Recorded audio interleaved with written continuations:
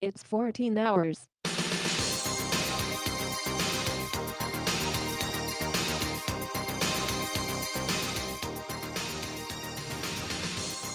North to south, coast to coast, around the world. This is the Wells Report. Welcome. Welcome to the news, the real news. We don't tell you what to think here. We tell you what you need to know to think in ways that you can make this country better. That's what we do here. This is news, analysis, commentary, and debate. Good afternoon. I'm John David Wells. I hope you're having a wonderful Wednesday. Hump Day. Hump Day in the city. Hump Day. Right? Halfway through the work week, so to speak. It's good to have you here. Got lots of news today. We're going to cover it all. First of all, let's talk a little bit about the Federal Reserve. Fox News tells the story this way. The Federal Reserve today raised its benchmark interest rate by 75 basis points. That's 3/4 of a point. That is the biggest increase in some 30 years. Well, 1994, almost 30 years. Policymakers of the Fed decided to intensify their fight to cool red-hot inflation, a move that threatens to slow U.S. economic growth and exacerbate financial pressure on Americans. Now, that's the way they say it. What you have to understand is that because of the $1.9 trillion thrown at the United States economy by the Biden administration and, oh, by the way, the Trump administration, all this extra money has to go somewhere. We've seen where it's going. The marketplace expands to soak up the extra money. This federal money was something that I understood to be a move to make after shutting down the economy. The mistake was to not shut down the economy, or was shutting down the economy in the first place. That was an error. They should have found a way for us all to go to work instead of just shutting everything down and saying, nope, everybody's going to stay home. That's the way that's going to be. Now, we're doing damage control. How long is it going to take? Larry Kudlow of Fox News says it could take up to 2 years. These prices are here for a while, but something has to be done to soak up this money. The 75 basis point hike, the first since 1994, underscores just how serious Fed officials are about tackling inflation. In fact, that's what they're supposed to do. The Fed exists to control inflation. They do lots of other things, but that's the main thing that they do. A string of alarming economic reports brought this about. The move puts the key benchmark federal funds rate at a range between 1.5% to 1.75%, the highest since the pandemic began 2 years ago. Officials also have laid out an aggressive path of rate increases for the remainder of the year, with new economic projections released after the two-day meeting showed that policymakers expect interest rates to hit 3.4% by the end of 2022, which would be the highest level since 2008. By comparison, the March estimate showed that officials had penciled in rates hitting about 2.5% by year's end. Quote, inflation remains elevated, reflecting supply and demand imbalances related to the pandemic, higher energy prices, and broader price pressures. That is correct. It is accurate. It is the thing that they must do. Until a few days ago, economists widely expected the central bank to proceed with a 50 basis point rate hike, double the typical size at this meeting in June. Policymakers had approved a 50 basis point hike in May, and laid out a roadmap for similarly sized increases at their upcoming meetings, assuming the data evolved as expected. A dismal Labor Department report last week showed the Consumer Price Index rose 8.6% in May. That from a year ago, the fastest pace of increase since December of 1981. Economists said, well, that's that. The inflation spike is not fading. It is not transitory. It also belies an inability for the Biden administration to actually understand how economics works. A different survey released Monday of this week showed that households are bracing for notably faster price increases, a worrisome sign because Fed officials believe such expectations can be self-fulfilling. In explaining the Fed's decision during a post-meeting press conference, Chairman Jerome Powell said the policymakers were looking for evidence that monthly inflation was flattening or starting to fall. With consumer prices repeatedly surprising to the upside, officials determined that strong action was warranted. Powell signaled that a half point or 3/4% or 3/4 point raise was likely in July as well, although he reiterated that officials will make their decision on a meeting by meeting basis. I suspect it'll probably be 50 basis points instead of 75, but you don't know. We'll see what happens. We anticipate the ongoing rate increases that will be appropriate. The pace of those changes will continue to depend on the incoming data and the evolving outlook for the economy. Clearly, today's 75 basis point increase is an unusually large one, and Jerome Powell does not expect moves of this size to be common. We will, however, make our decisions meeting by meeting, and will continue to communicate our thinking as clearly as we can. The article continues. The question now is whether the Fed can successfully engineer the elusive soft landing, the sweet spot between tamping down demand to cool inflation without sending the economy into a downturn. That is going to be very difficult.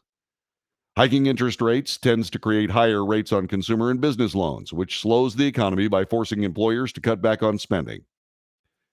Economic projections, known as the dot plot, show that while policymakers expect rate hikes to conclude in 2023 at a peak of 3.8%, they also forecast several modest interest rate cuts in 2024. That's a sign the Fed could be bracing for a slowdown in the coming years. It takes a while to turn this economy around. About 18 months normally. That's about where the two-year range of days, the 2-year time frame, that's where that comes from. Now, in this particular case, once again, the mistake goes all the way back to the beginning of what was called the COVID pandemic. The pandemic itself was a notable and concerning health crisis in the United States. It is true.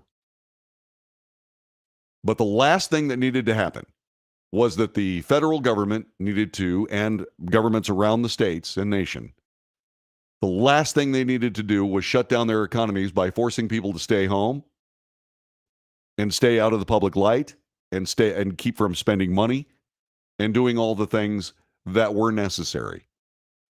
It was an economic upheaval, the likes of which no one has ever seen. There are implications. We'll discuss one of them, having to do with the government handling health. They can't. They simply cannot do it. This is a big deal.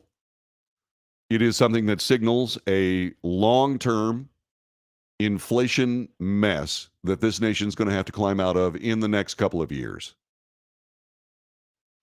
Is it the right thing to do? It is. It is exactly the right thing to do. The Fed has acted properly. But let me tell you, it's going to hurt for a while. There are other things. The president of the United States is now leaning on oil companies to cut their profit margins. That's not something that's going to happen. It also belies, once again, a political misunderstanding of how economics works. It does not work to cut supply in inflationary times. They should have seen this coming. You cannot put pressure on basic commodities, fuel being some of the most basic, if not the most basic. You cannot put pressure on prices, in other words, making them rise, when you're in a situation where you have just shut down the economy. You can't do it. Now, were there prudent steps taken during the pandemic? Yes. Were they hysterical? In a lot of cases. But what they were more than anything else was political opportunism. And now we're paying the price for it. We are now paying the price.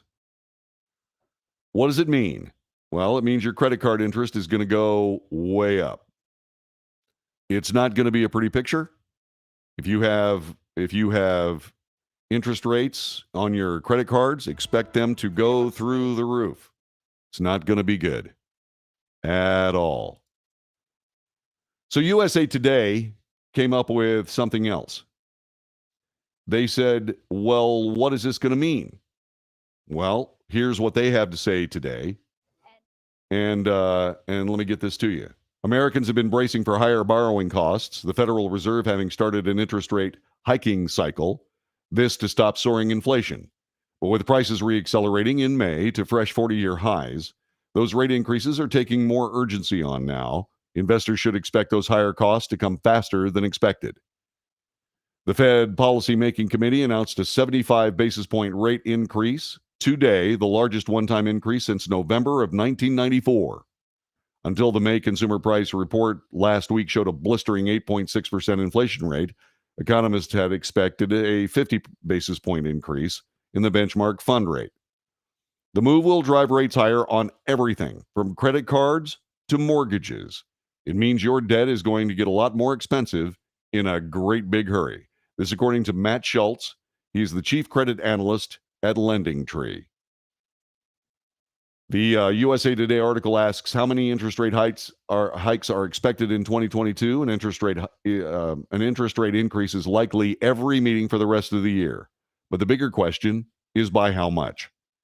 After the last Fed meeting in May, when the Fed raised Fed funds rate by half a point, Fed Chairman Jerome Powell said another 50% or another 50 basis points in June or July should be on the table. Then Powell suggested a possible slowdown in rate increases if inflation showed signs of cooling. But that half point for June was replaced with a 75 basis point move. It's hard to tell how things are going to shape up. This will work, but like I said, it's going to be painful. J.P. Morgan chief U.S. economist Michael Feroli forecasted the Fed will continue to raise rates by 50 basis points in July and September before slowing to a 25 basis point hike per meeting pace until the Fed funds rate reaches 3.25 to 3.50%, somewhere in that range, early next year. Here's how things are going to happen. The economy will slow down. The question is, will it slow down to the point where we find ourselves in a recession? That is quite possible. That is quite possible. Because these things, it's not like you can just turn down the volume on your television. It's sort of like this. It's sort of you turn down the volume on your television, and what ends up happening is because of other things going on around you, the sound can get lower and lower and lower until those things around you change, and then it comes back up. You make a small move, and you don't know exactly what it's going to do. So these things are going to move around for a while, and it's not going to be easy for us. This is going to be the mighty fancy banking that the Fed can do. But once again, they're sort of dealing with momentum. They're trying to control the momentum of this economy. And that's not an easy task at all. So things are going to get more expensive in a big fat hurry. And that is something that you need to be aware of. So what will you do? Well, you'll stop spending. The economy will slow down. And it needs to. You're listening to The Wells Report. Back with more in just a moment. Welcome to the broadcast today. Let's go. Let's go, Brandon. Wow. Yow. All right, so here we go. Hello, JD and all. By the way, if you are on LinkedIn, welcome to the Wells Report. That wasn't a real good segment, but just hang with us. It's one of those things. It happens from time to time. Let's see. Gail Corpier says, how you doing, JD? Nice to see you. Great to see you, too. Mike Renwee says, hello. Justin Stanton. Hey, JD, long time no see. This is my first time on since you've been back. Welcome back. Great to be back on the air. Jessica Hamilton Kennedy says hi. Jeff Emerson says howdy. Jeff Emerson also says that inflation number is far below reality. It's more like 30%. Well, there are a couple of different things to it. There are consumer prices. The consumer price index is outpacing inflation by about 2 points. So, but it just seems like 30%. But it's more like 10, 11% somewhere in there, and we're going to get to a 10% inflation rate unless this works. But I don't see it. I just don't see it. And the problem is because of gas prices. They should have known better. They should have been smarter. But then why would you expect that? I mean, seriously. Why would you expect it? I don't know. It's not good. Let's see what else. Michelle Larrabee says hi. Jeff Emerson says, replying to Flem Coughley TQ. I don't know what you're talking about. Let's see. No credit cards here. Jeff, that's a good move. That is a very good move. Your money goes further because credit card interest rates, that's like that's self-inflicted inflation. Flem says, let's go, Brandon. Well, yeah. Yep. The Biden administration made a mistake to put upward price pressure on energy. That was an error. And that's what's going to, if there's something that propels us into recession, that'll be it.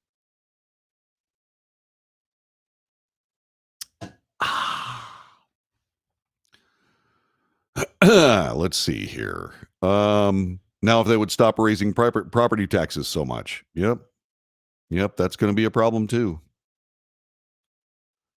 That is going to be a problem too. Let's see who else. I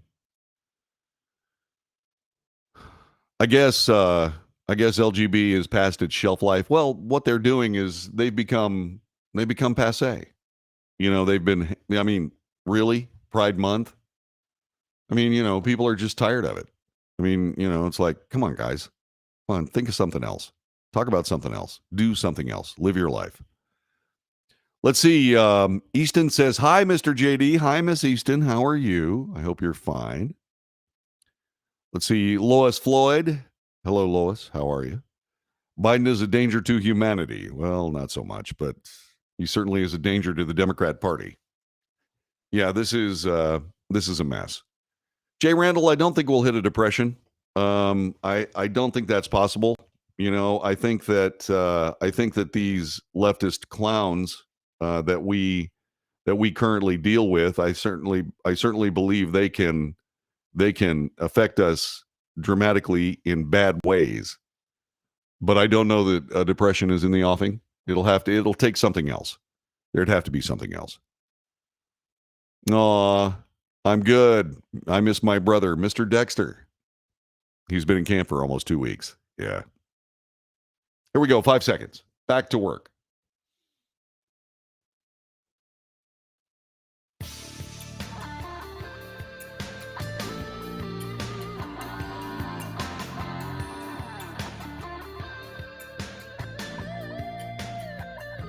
You are listening to the Wells Report. I am John David Wells. Thanks very much for watching today. For all those people that are joining us for the first time, we bring you the news. We bring you the issues of the day. We separate facts from news. That's the analysis. I make commentary, which is not intended to tell you what to think or tell you what to believe. I'm just telling you what's going on. And yeah, there's debate because I'm not the Oracle of Delphi. I'm not somebody that can tell you what to think. I'd never have that big an ego problem. Don Lemon. I mean, seriously? Anyway, that being said, if you have something that you want to say, if you have something that you want to add to the conversation or something you want to dispute, here's the telephone number, 817-379-2172. That's our telephone number. It's right there on the crawl. If you're watching this on a live stream, which is what we're doing right this minute, the number is 817-379-2172. You can text us on Facebook, Twitter, Twitch, LinkedIn, all kinds of places. By the way, would someone please go over to LinkedIn and see if my LinkedIn stream is working? Because in order to get on LinkedIn, you have to go to LinkedIn and you have to set up an event. And I can't determine whether or not I don't have enough computers to be able to determine how. I mean, I couldn't. I have. Let's see. 1, 2. I have 2.5 computers. I'm about to add another one. And if you count my phone, I've got 4 computers here. But if you could go to LinkedIn and see whether or not there is a stream going on. I sure would appreciate it, because we're still kind of finding our way here. This is, as you can see with the empty equipment racks, there's some equipment missing. We've got that stuff coming. I ordered something today, and boy, it's eye-watering to spend money these days. Oh my God. So let's talk a little bit about what this means to us, this 75 basis point increase. It's 3/4 of a percentage point in the interest rates charged by the Fed. Paul Ashworth is the chief North American economist at Capital Economics. He was more aggressive with two 75 basis point rate hikes in a row to take the Fed funds rate to somewhere around 2.25% to 2.5% in July. But that's not all. We previously expected the Fed funds rate to peak at between 3.25% and 3.50% in the first half of next year. That forecast is obviously too low, with the peak now likely to be nearer to 4%. It's really the cumulative effect of all these increases that will pinch borrowers. It's true. On the bright side, consumers, especially seniors and others on fixed incomes, will finally see bank deposit rates rise from almost non-existent levels. That would be good, especially for online savings accounts and CDs. Fed policymakers felt an urgency to act more swiftly after the consumer price index re-accelerated to a fresh 40-year high of 8.6% in May, that from 8.3% in April. The Fed had held its federal funds rate near zero for 2 years to make borrowing cheaper and encourage spending to help lift the economy out of a COVID-19 induced recession. That was a good move. That was actually a good move. And that was done by the Fed. Okay? The bad move, epically bad, on top of shutting down the economy, a political shutdown of the economy, the epically bad move was to put upward spiraling pressure on fuel costs, what they call fossil fuel, coal, natural gas, oil, all of these things in this dewy-eyed pursuit of the impossible. All that coupled with what's going on economically, that was a huge blunder. If there is a recession ahead of us, that will be the reason why. Because you cannot move goods and services. You cannot move goods and services without fuel. You can't do it. You cannot give these now privatized public utilities an opportunity to raise public utility rates. Because if you do that, when you do that, more money is taken out of the economy. That's this momentum effect I'm talking about. This is the Wells Report. Back with more in just a moment.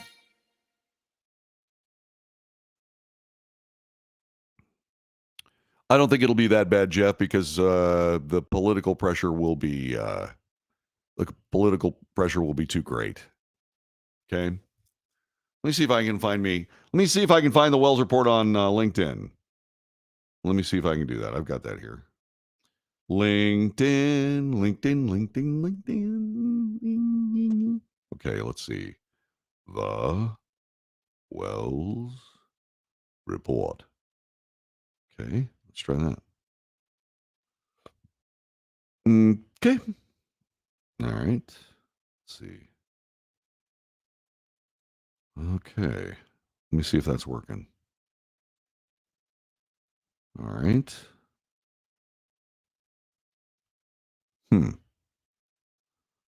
I can't find it. Let's see here. Home. That's home. Let's see here. Open to. No.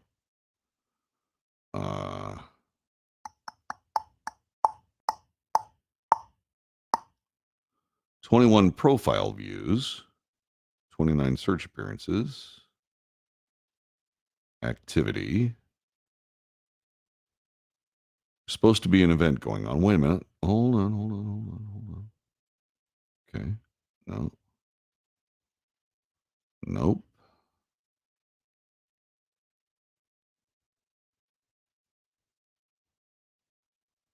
Still looking. 99 notifications. Let's go over here. Saw you on Twitter, right? Okay. I still got to work on LinkedIn, but I did set up an event and sent them to the right place theoretically. Oh, this is rich.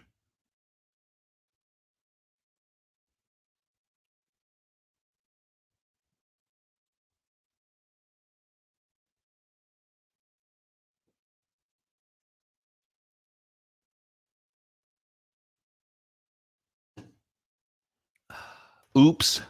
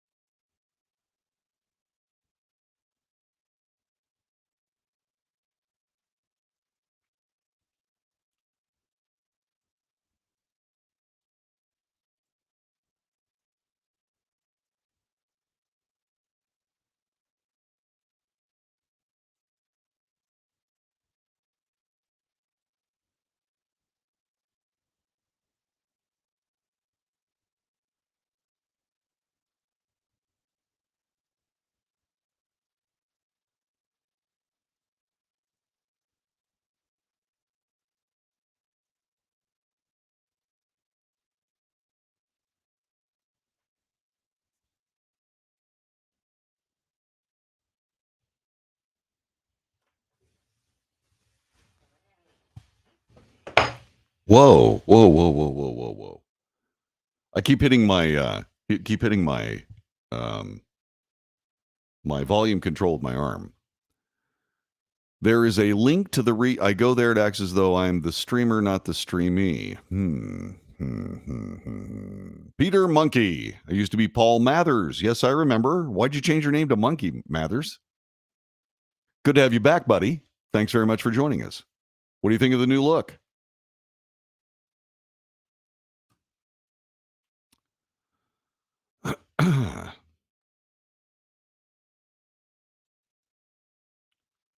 Okay.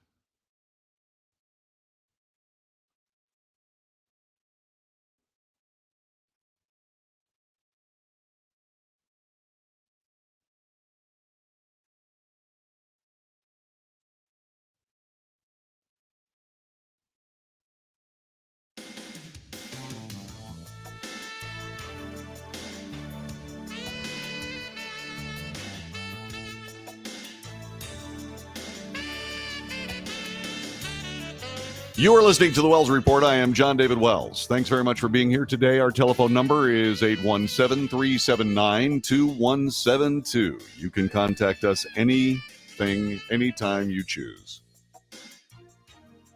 So, this upward pressure on energy prices perpetrated on the people of the United States by the Biden administration is now having frank and deleterious effects on our economy.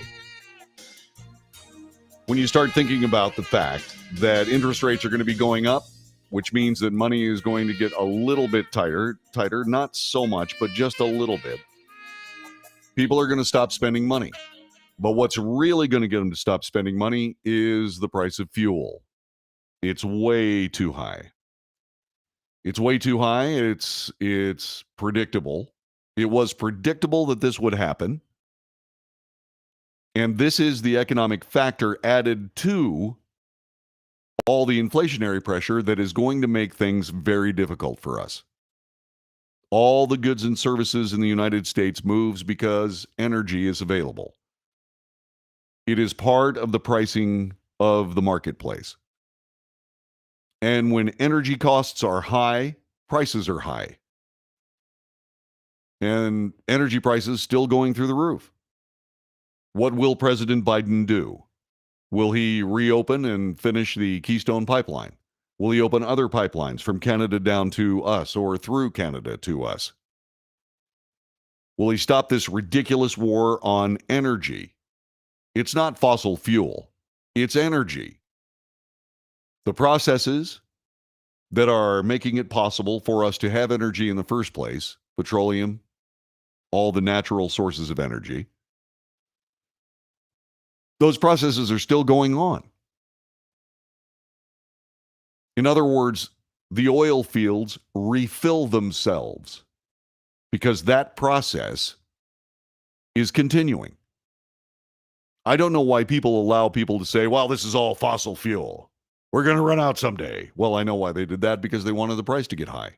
Well, be careful what you wish for. There won't be as many people going to restaurants to eat out because the prices are going to be too high and the fuel is going to cost too much. What is Joe Biden trying to do? Well, now he's leaning on oil companies. President Joe Biden told oil producers today to immediately cut costs for Americans as gas prices exceeded $5 a gallon in some parts of the country. You know, if Donald Trump had said something like that, the words dictator would have been used instantly. Why aren't those words being used today? Well, that's because a member of the club is supposedly running the government. The leftist, progressive, socialist, anti-American, fascist club. That would be the Democrat Party, because they've surrendered themselves to leftist loony bins, and the mainstream media, which makes it possible for about 25,000 people to lead you around by the nose, or so they think they're doing that. It's not. Biden said in a morning letter this morning to the heads of the top oil and gas companies that Russia's war against Ukraine is only partly responsible for the sharp rise in gasoline prices. It's bogus. It's absolutely bogus. You know, when we talk about, okay, let's start opening up the oil industry and let's start doing this, people say, well, it wouldn't affect the price of gas. Well, because oil prices are a world oil price. Well, then what is Joe Biden doing by saying, okay, local producers stop taking as much profit? You can't have it both ways. You just can't. You have to create market opportunity. You have to keep in mind that these corporations operate with a profit motive in mind. In fact, government regulations governing corporations forbid them from doing things that are deleterious to the public money that they are funded with.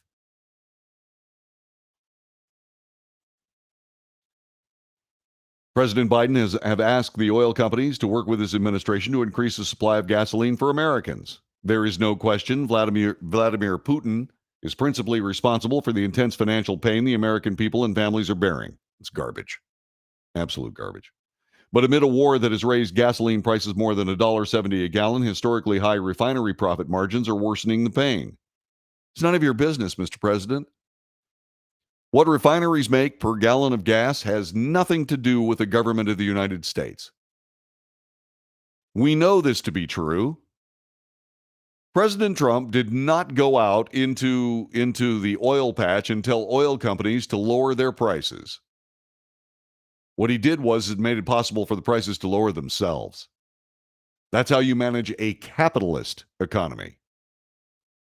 But what we have learned throughout Joe Biden's presidency is he is actually a leftist socialist. He believes in government control of everything. And since they can't control anything, including themselves, and oh, by the way, their spending, how can they expect to control anything else? They cannot. They simply cannot. It was the White House's latest efforts to demonstrate to Americans that Biden, who lacks the authority to enforce the directive to oil executives, is working to reduce elevated levels of inflation. The annual inflation rate climbed by 8.6% in May, according to the Consumer Price Index report released last week. Biden last year directed the Federal Trade Commission to investigate oil and gas companies for high prices. That was before Russia's invasion of Ukraine. He sent individual letters on Wednesday to executives with Marathon, Valero, ExxonMobil, Phillips 66, Chevron, BP, and Shell, asking them to explain their actions and urging them to come up with solutions to increase gasoline supply. Here's how you do it. You stop taking away their opportunity to do their job. You stop this ridiculous war on oil prices. As you know, here on the Wells Report, or you should know, we double source almost everything that we talk about here. That which we do not double source is unconfirmed, and I tell you so. This is the Fox reporting of the same exact story. President Biden may resort to using emergency powers if American oil companies don't increase output at their refineries, the president told oil CEOs in a series of letters today. Biden's statement blames oil companies for running historically high profit margins, even as Americans experience surging gas prices. Biden has recently faced criticism for a lack of executive action aimed at curbing inflation. We don't govern that way. We do not have some guy sitting in an Oval Office in Washington, D.C., dictating terms about how the country runs. We don't do that. It is not what we do. And we'd better get away from it. That is socialism, plain and simple. Plain and simple. Your companies and others have had the opportunity to take immediate actions to increase the supply of gasoline, diesel, and other refined products you are producing. My administration is prepared to use all reasonable and appropriate federal government tools and emergency authorities to increase refinery capacity and output in the near term, and to ensure that every region of this country is appropriately supplied. Now, there is some talk, and you'll probably hear about it, that one of the reasons we are having trouble with supply is because we haven't built a new refinery in 70 years. Well, since the 70s. It hasn't been 70 years. It's only been 50. Well, that's not exactly true.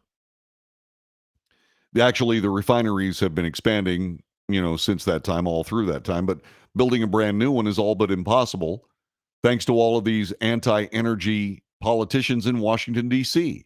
and elsewhere. The regulations are draconian. They are counterproductive. And in this particular circumstance, disastrous for the American economy. They cannot have politics and a good economy at the same time. Certainly not leftist progressive politics. You can't have both of those things existing at the same time. Their remedy, the political remedy, is to control all prices. No, you can't. Yeah, Mike Renouy says, well, you couldn't build the Hoover Dam today. You couldn't. You can't build a highway today. The interstate highway system has remained relatively unchanged since it started. That's almost 70 years, 80 years. Still 2 lanes going one way, 2 lanes going the other. Should be 4 lanes going each way. I mean, the fact that we in these United States have traffic jams every single day is a testament to trying to get things done in America. We have the wrong people running the show. They used to say that politics was about fixing potholes. Well, it used to be about fixing potholes.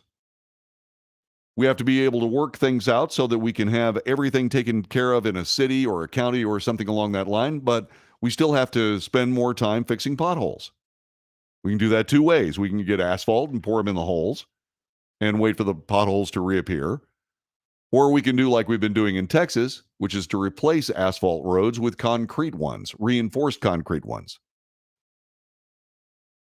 The narrowest pavement that I have seen being laid down in Texas is about a foot. 18 inches, moreover, more usually the case. Or you can just do the short-term thing. That's a long-term solution versus short-term. But these things require proper funding. You can't siphon money away for political gobbledygook. You can't have a big government that just takes sort of money and sends it to that buddy over there and other money and sends it to that buddy over there and still be able to do all these things. You can't have ridiculous regulation when it comes to the environment. I mean, we've gone through this phase where climate change was going to destroy the planet. We're still somewhere in AOC's time frame of 12 years before the entire planet dies, which is garbage. It's nothing more than a political ploy to get us to pay more money for everything. And we don't need to do that. We do not need to do that. While we're on the subject of that, there has been a John Kerry the Idiot sighting, or John the Idiot Kerry has reappeared. Twitter users reacted to Biden climate czar John Kerry's assertion that the U.S. absolutely does not need to drill for more oil and gas amid an ongoing energy crisis and record high gas prices, lambasting him for being out of touch and for prompting a strategy that is simply not feasible.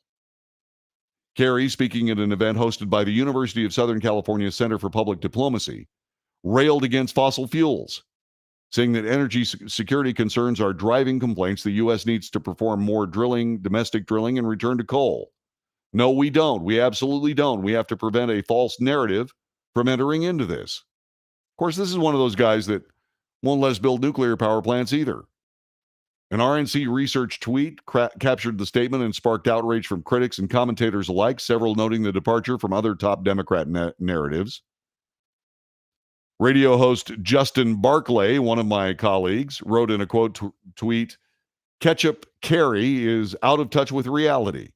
Gas Buddy writer Patrick DeHaan, who frequents energy issues, including soaring gas prices, criticized Kerry for his natural energy push, saying, quote, "Let's see if that private jet can fly on solar, please," unquote.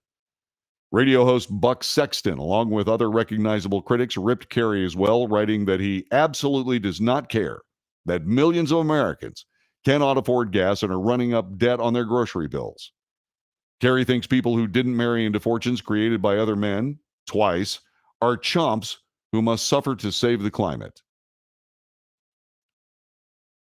Additional commentary came from best-selling author and entrepreneur Vivek Ramaswamy, who said he disagreed with the U.S. Special Presidential Envoy for Climate, and from editor and writer Jazz Shaw, who jabbed at Kerry by saying he had yet to figure out which Orwellian Animal Farm character he's trying to play. Relying on foreign oil imports while pretending to use wind and solar is not a feasible strategy. Other Democrats have been criticized for mixed messaging on domestic energy policies, including President Biden, who in the past demanded less reliance on fossil fuels, yet recently sent a letter to 7 oil executives demanding to know why the flow of gas has been restricted from the marketplace. Energy Secretary Jennifer Granholm took to mainstream outlets last Thursday to double down on the president's recent rhetoric, contrasting Kerry in some ways while simultaneously admonishing fossil fuel dependence in another. Look, this garbage doesn't work. There is no such thing as green energy. There's no such thing. How do I know? Well, go out there and buy yourself a clean electric vehicle. And then drive up to one of these federal charging stations powered by a diesel engine. It is absolutely ridiculous. Absolutely ridiculous. By the way, Martha Brothers points out that I-95 East Coast is 4 or 5 lanes going each way. Yeah, that's true. But that's not all the way across the country as it should be. You're listening to The Wells Report. Back with more in just a moment. Yeah, Lurch was, especially Ted Cassidy, Lurch was handsome.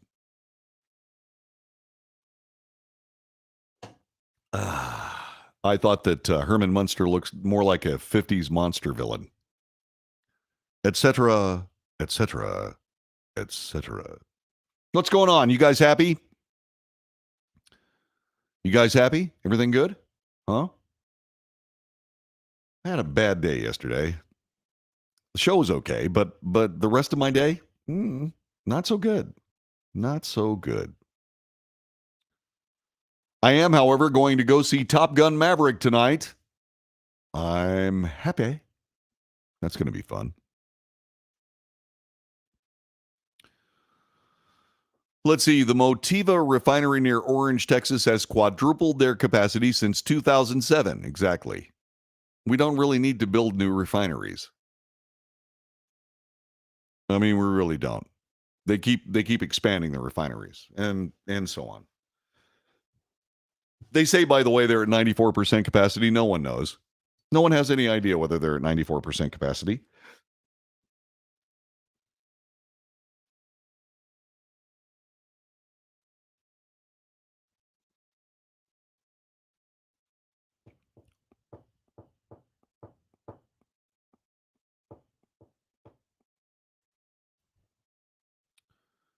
Yeah, I bought gasoline for the last couple of days, both for my Tahoe and for Susan's truck.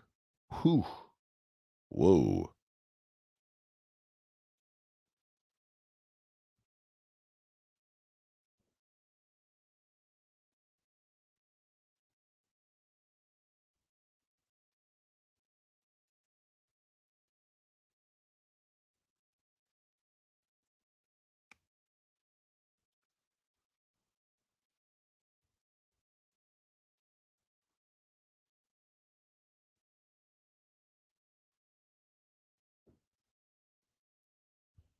40 seconds. 40 seconds.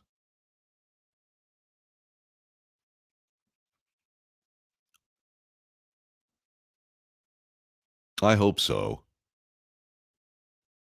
Buddy McBride said, I understand the flag of Taiwan is back on Maverick's jacket. I hope so. Should be.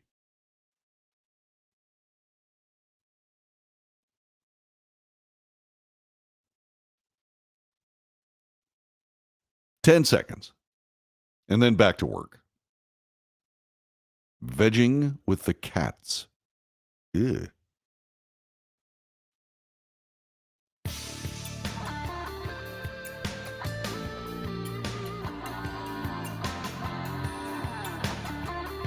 You are listening to The Wells Report. I am John David Wells. We're talking a little bit about John Kerry's ridiculous statements regarding what he calls fossil fuels. Those are natural fuels. Nature gave us petroleum. Nature gave us natural gas. Nature gave us coal. To categorize it as some sort of polluting, monstrous thing is stupid. It's just plain stupid. Don't get me wrong. Don't get me wrong. The push for clean air, even though it was painful at the beginning in, say, the 70s, early 70s, gave us cars that are magnificent works of automotive art from a standpoint of what they do with a gallon of gasoline. Hydrocarbons, all but gone. Hydrocarbon photochemical smog, all but gone. There is room to push forward with green energy. But if the government's serious about green energy, they're going the wrong direction. They're going the wrong direction. I've been saying this for months, if not years, if not a decade or two. What's going to solve American energy issues, especially when it comes to electric cars and everything else, are superconductors that operate at room temperature. It is archaic that we send electricity across metal wires. It's nuts. That is what the government needs to be. That's the green energy they need to be working on. So this isn't about trying to move the energy ball forward. This is about controlling what energy we have available to ourselves. Because energy equals freedom and liberty, because people can do whatever they want. And that's not what these people are looking to do. John Kerry's statements and these statements about green energy are getting back on Democrats. They're folding back on them. Market strategist Martin Pelletier slammed party leaders, including Kerry, for sending out mixed signals. Mixed signals from this government. Drill more oil wells or we will tax you. Drill less oil wells because of climate change. Perfect. Others wondered if Biden and Kerry discussed the issue or if Democrats seeking re-election this November stand by Kerry's statement, including Michael Graham, publisher and managing editor of Inside Sources, who asked how many Democrats running for re-election in 2022 agree with this top-level Biden administration official. The answer is absolutely none of them. They cannot. If they want to continue their political career, they're going to have to do something about making it possible for Americans to live comfortably. This is absolutely essential. A couple of other quick things while we have this moment. Electric vehicles. Considering electric vehicles, USA Today has a good article. Skyrocketing gas prices, driving demand for EVs. A woman who wrote this article, Jennifer Jolly, spent a couple of weeks living with an EV, a Polestar 2. Even though I've covered connected cars quite a bit, they're our biggest consumer gadget after all. I didn't know much about this particular company before walking into a storefront outside Corte Madera, California. First bit of magic was having the car delivered to the home. That was nice. It's on an island, an hour and a half out of Seattle. Test drive was extended for a few days because they were working on the story. They give you an at-home test drive. If you're driving like a 10-year-old car, there's no traditional engine. Pop the hood. There's a frunk or a front trunk with ample space for full grocery bags. No transmission, tailpipe, gear systems, or gas tank. There's no need to put a key in a lock or ignition as long as it's in your pocket or purse. Just grabbing the handle unlocks the door. Tapping a finger to the handle locks it back up. Time to hit the road. The car starts automatically. So quiet it's hard to tell the difference between on and off. Overall, it feels like a car from the future. But a future where every car on the road is smarter and cheaper, if not cheaper. Well, it's not cheaper. $42,000 for a Polestar. That's after a $7,500 federal tax credit from a government that's $28.8 trillion in debt. Polestar is cheaper than the average price of an EV, somewhere around $56,000. So the good things, yeah, there are creature comforts, et cetera, but that's typical in any car. Are they cheaper in the long run? No. They're not cheap. They're packed with high-end tech, and you simply can't skimp on quality when it comes to massive batteries and electric motors. True. Polestar 2 goes from 0 to 100% capacity for $7.64 worth of electricity from a regular home outlet. I'd spring for a dedicated at-home fast charging port if I were to add an EV to my garage. If your home already has 240-volt circuit available, basically your clothes dryer, you can get about 75 miles worth of charge in an hour. So it takes you an hour to fill the tank, half full. The ranges on these things are about 150 miles. With a faster level 3 charger found at ChargePoint in many office buildings and public transit lots, that number jumps to about 180 miles in the same amount of time. But once again, remember, it takes an hour to fill the tank. And what is that charging system hooked up to? Probably a diesel engine. So you can choke on diesel fumes while you're charging your electric car. And that, of course, doesn't tell you anything about what you're going to be paying after you plug this thing into your 240-volt outlet at your house. How long will that take? How much money is that going to cost? It's going to cost more than you can afford. This is a pipe dream without the exhaust pipe. You're listening to The Wells Report. My name is John David Wells. Back with our second hour coming up next. Thanks for joining us today.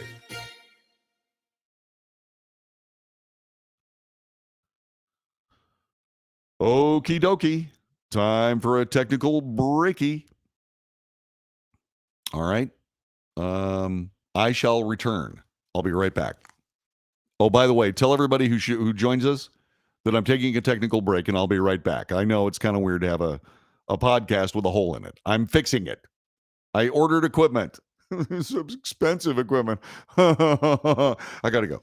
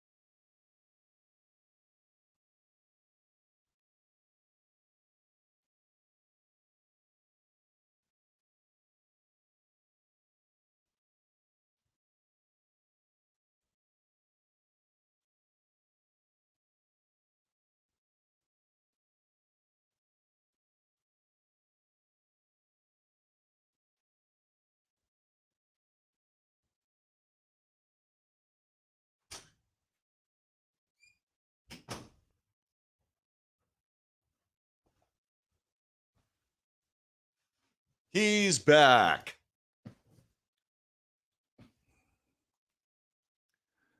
Yep. Wow.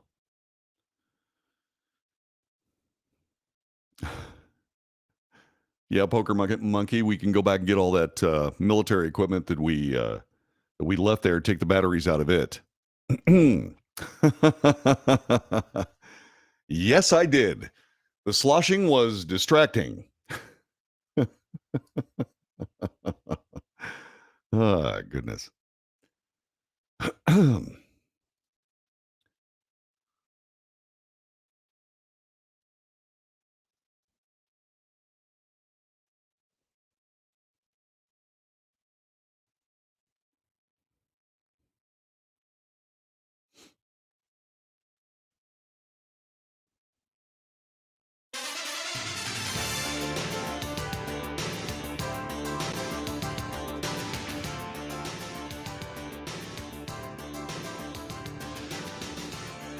North to south, coast to coast, around the world. This is the Wells Report. We give you the news, the real news. We give you analysis. We give you the facts. I make commentary. That's my opinion. But my opinion is not some nugget that you need to use to separate or to stop yourself from thinking. The objective is to help you figure stuff out, not tell you what to think. I don't do that. That's why after everything I say, I invite you to call me at 817-379-2712 and tell me what you think. We'll work it out together. This is the conversation that we have that they won't let us have in Washington, D.C. We have a government of the government, for the government, by the government. That's not the way it's supposed to be. The federal government isn't supposed to do much. The federal government is not supposed to be so attractive that people will spend their entire lives doing it, Joe Biden. Half a century in politics. Are you kidding?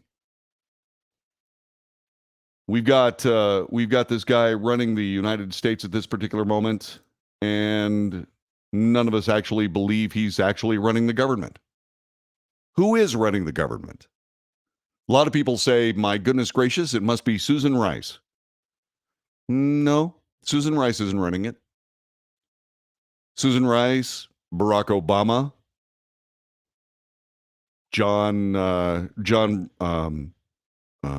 John Kerry in some cases. That's the guy that flew into my mind because there was another John Kerry sighting today, spewing more ridiculous garbage that has absolutely nothing to do with the American people. Government of the government, for the government, by the government.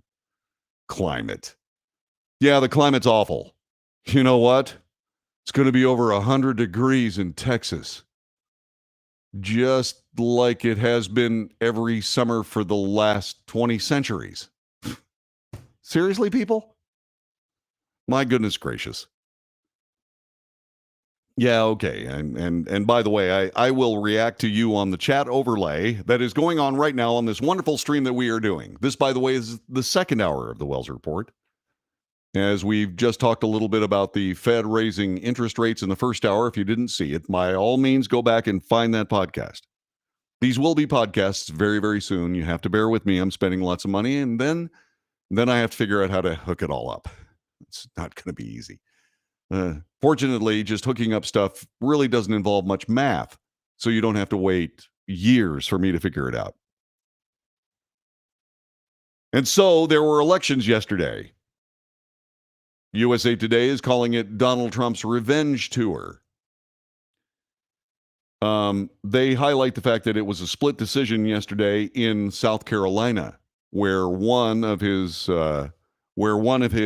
endorsed candidates essentially primaried out a sitting Republican congressman.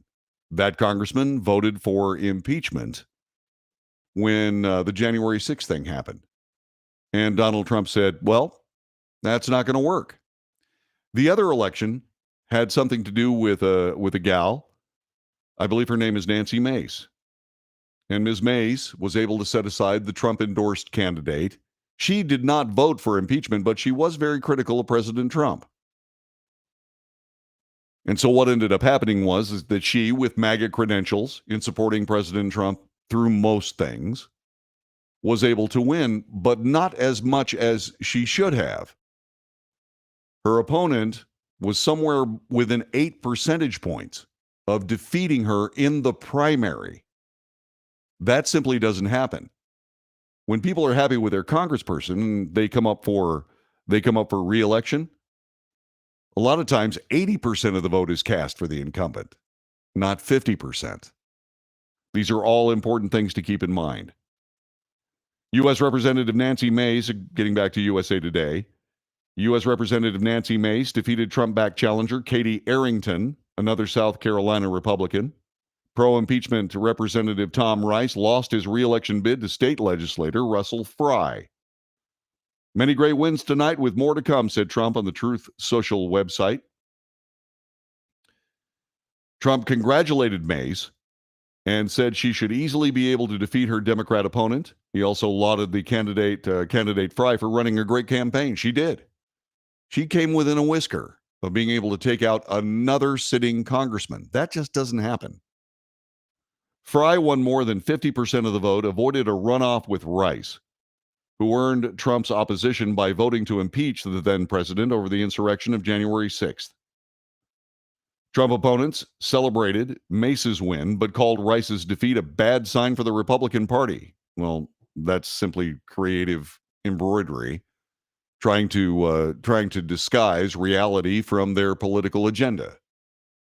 This is a bad sign for the Democrat Party. The Democrat Party is going to get hammered in the 2022 election and probably in the 2024 election. They should be hammered. This should require the Democrat Party to return to being a party that is pro-American instead of pro-totalitarian. And that's the difference between the Democrat Party most of us grew up with and the Democrat Party, the supposed Democrat Party that is essentially being run by people like AOC and leftist progressive socialists. So a bad sign? Yeah, it's a bad sign. However, the article goes on, Sarah Longwell, founder of a group called the Republican Accountability Project, says too often in today's GOP, doing the right thing is career ending.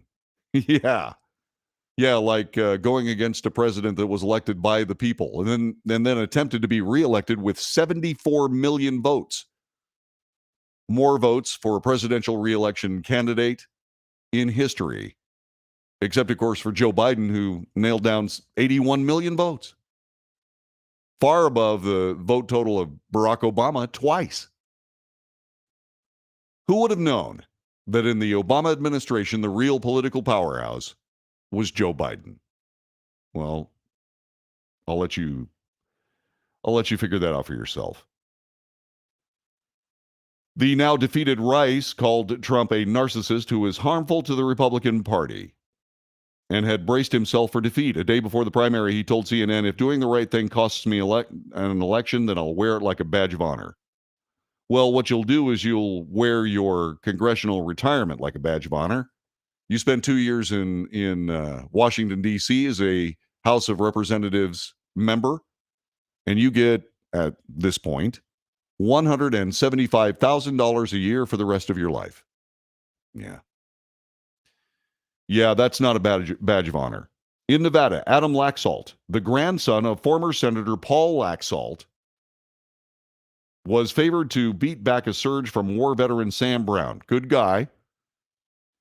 He won the Republican primary for the U.S. Senate. There were a whole bunch of people in that primary, but Adam Laxalt, set them all aside. That's a longtime political family from the state of Nevada.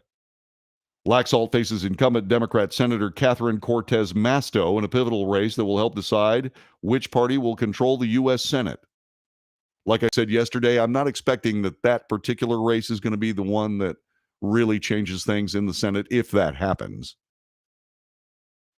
What I will tell you is that there's going to be a lot of intrigue in these elections. As we saw in Georgia, we're not exactly sure whether those elections are on the up and up. Time will tell. But what had better happen is we better send Dominion voting machines off to the scrapyard. Because you cannot have a voting machine in the United States of America whose operating system is a secret. I mean, that's just absurd on its face. So the days of laying out an election because you're pretty sure what's going to happen anyway, long gone. Long gone. And we better do something about making sure that registered voters vote, as opposed to anybody that they can corral into a voting booth and throw something into a ballot box. It's just the way it is. Republicans had a satisfying night in Texas. GOP candidate Mayra Flores won a special election to complete the term of U.S. House member who retired early. Flores is a respiratory care practitioner who won more than 50% of the vote and thereby avoided a runoff with Democrat Dan Sanchez, a Harlingen lawyer. She will now complete the term of resigned Democrat Representative Philemon Vela, representing a district that will no longer exist after this year. Voters in Maine set up an interesting fall race of governor versus governor. Incumbent Democrat Governor Janet Mills, former Republican Governor Paul LePage. LePage, who became a nationally known entity for offensive comments about women and minorities. This is USA Today article. Won election as a governor in 2010 and 2014. The politician who once described himself as Trump before Donald Trump became popular could not run in 2018 because of term limits. Mills won the Maine State House 4 years ago. Before that, she served as Attorney General, a job which she had opposed LePage in court over attempts to expand gubernatorial powers. Elsewhere, Republican Senate incumbents cruised to primary victory. Senator Tim Scott, the Republican in South Carolina, ran opposed, while Senator John Haven, the Republican from North Dakota, easily defeated oil field worker Riley Coons. On a more personal vote, the South Carolina Democrat, whose ex-wife endorsed his opponent, still managed to win his party's nomination for governor. Former U.S. Representative Joe Cunningham defeated Senator Mia McLeod despite her support from ex-wife Amanda Cunningham. Yeah, ex-wives. They really do add an intrigue that is... Cunningham now faces an uphill fight in the fall against incumbent Republican Governor Henry McMaster in his GOP-leaning state. So what does all this mean? This means that the Republican Party, no matter how hard they try to ignore it, are part of a political party that Donald Trump has great sway over, and in my view, should have great sway. Is it because I'm a MAGA Trump person? No. It's because I'm an American. I believe the American people, just as Thomas Jefferson said, the American people are the only ones who know who the president should be. I have always pointed out that President Obama was elected by the American people twice. That means that they wanted him to be the president of the United States. And I'm not going to back off on the wisdom of the people of the United States. I'm just not. They did elect him twice. They did elect Donald Trump. The question is, will they elect him again in 2024? That's my question. I want to know whether you believe that Donald Trump should A, have this much influence over the Republican Party, yes or no, and why? And let me ask you another question. Would you vote for him? Would you vote for him in 2024? Let's find out. Telephone number, 817-379-2712.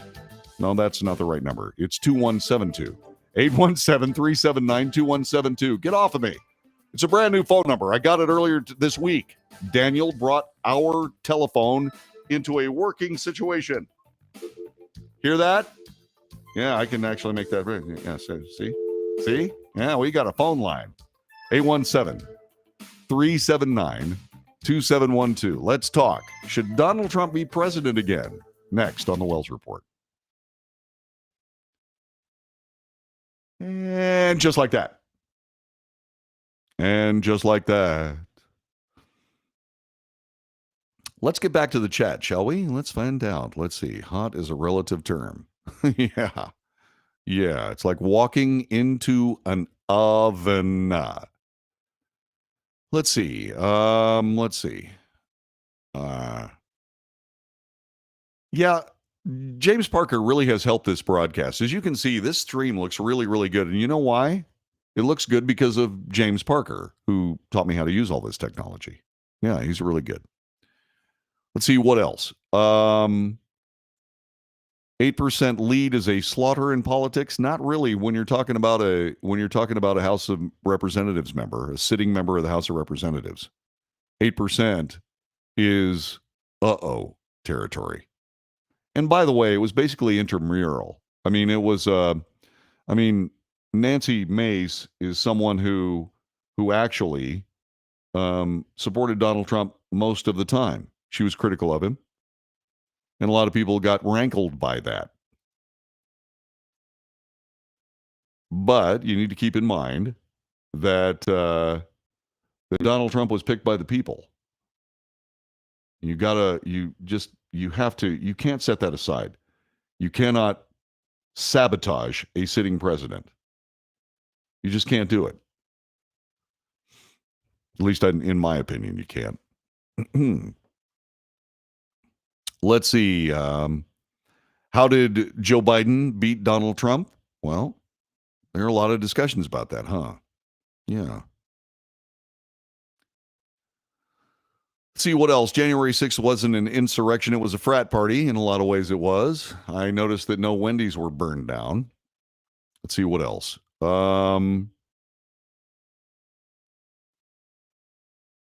Replying to, let's see.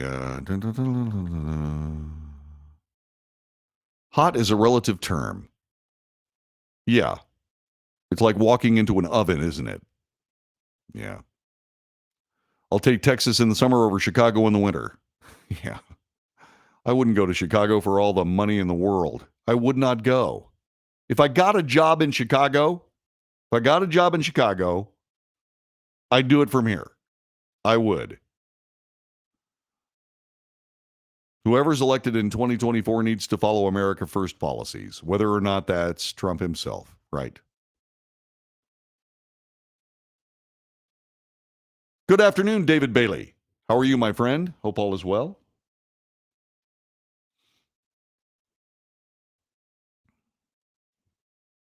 So I want to know, should Donald Trump have the political power in the Republican Party that he has?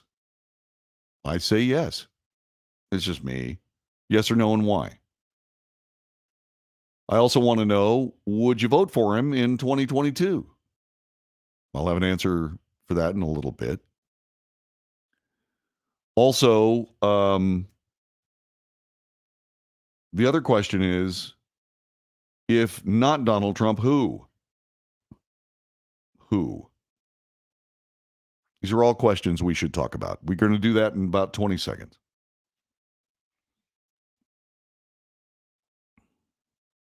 Nice day to be on the water. I keep thinking about my boat. But I got to buy electronic equipment before I can buy gel coat on my sailboat.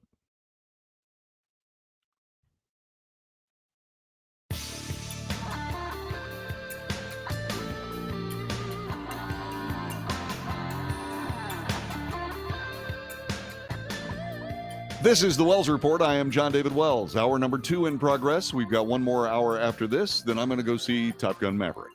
It'll be a good time, I'm sure. Yeah. Lots of good things happening on the chat. Make sure you join us. Call us on the phone if you choose. 817-379-2712. Donald Trump flexing mighty political muscle in the primaries around the country. He is someone that has a pretty large piece of the Republican political pie. Should he have that much political power?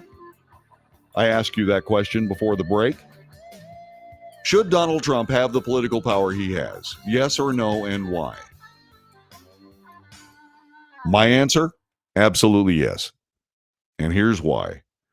Because the American people think that Donald Trump is someone who looks at America first. And it's about time. I've been talking about that for 20 years. The government of the United States should operate in the interests of the American people, not in spite of them. Everybody talks about, well, John David, you Republicans all believe that paying $5 for a gallon of gas is ridiculous. Well, they're paying more in Canada. Yeah, well, they have less people driving in Canada than in the United States. That's part of it. There's a minimum profit that you have to do anything. And when you don't have as many people using a particular commodity, the price goes up. In Europe, it's even worse. Yeah, because you can only drive a few hundred miles before you're out of the country. There are all kinds of reasons why gas is expensive, more expensive elsewhere.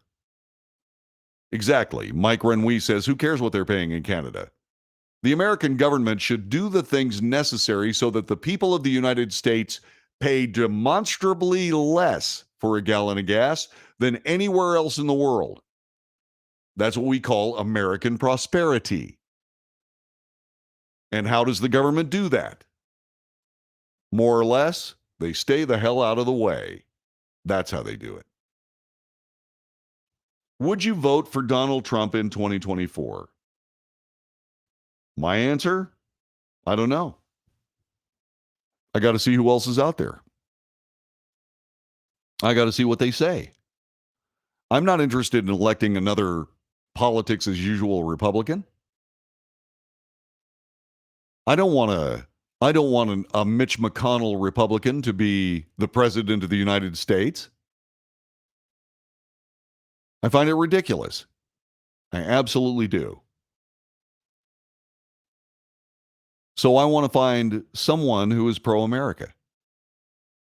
Because it's time for the American people to be served by government, not used by government. Do you agree? There's an awful lot of Americans being taken advantage of. A lot of Americans that are just being taken advantage of by their government. I got to be perfectly honest with you. If the Republican Party can't find somebody that is better than Donald Trump, I'll vote for Donald Trump. I just absolutely will. And I think you should too. And the reason is because we've got to have a better place to live. And demonstrably, at almost every level, living in the United States was better under President Trump than it is now. That's just not my opinion. It's borne out by virtually every statistic you can find. And yes, you have to go searching for real statistics, because the government of the United States is only empowered by a corrupt, biased mainstream media. That's what's happening.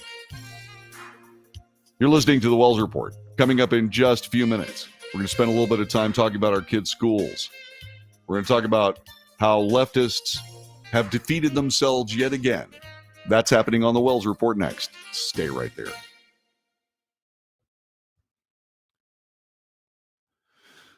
I'll take you kayaking, JD. No, what? No, what needed? What is that? Oh, no sales needed. Oh, okay. Yeah. We need to have other options for a MAGA candidate in 2024 in case Trump and DeSantis do not run. DeSantis will run. Who do we have on the bench? That's a great question. We have Mike Pompeo. Mike Pompeo, I'm watching very carefully. I want to see what he wants to do. Ivanka Trump? I don't know. I don't think Ivanka Trump is... I think her politics are more in the middle. And don't get me wrong. I mean, I understand the middle. I do. But you're not electing your buddy. You're electing somebody to run the government. Okay? And that's and Ivanka, has not had an opportunity to actually run Trump's enterprise. You learn things doing that. Obviously, Donald Trump did.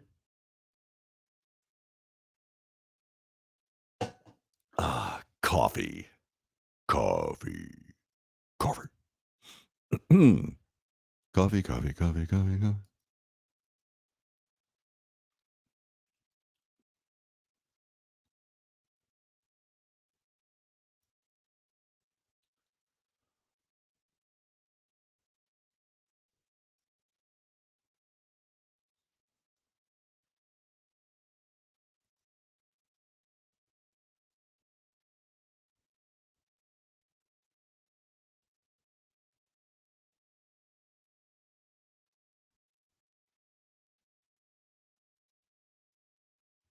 About 3 minutes.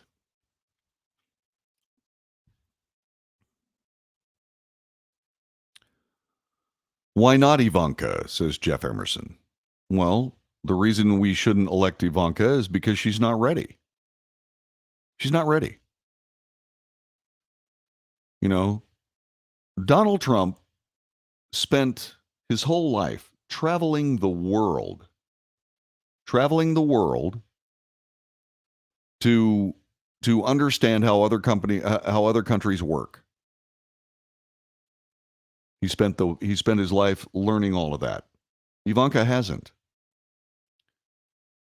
Donald Trump has seen his decision making be successful or fail. Ivanka hasn't.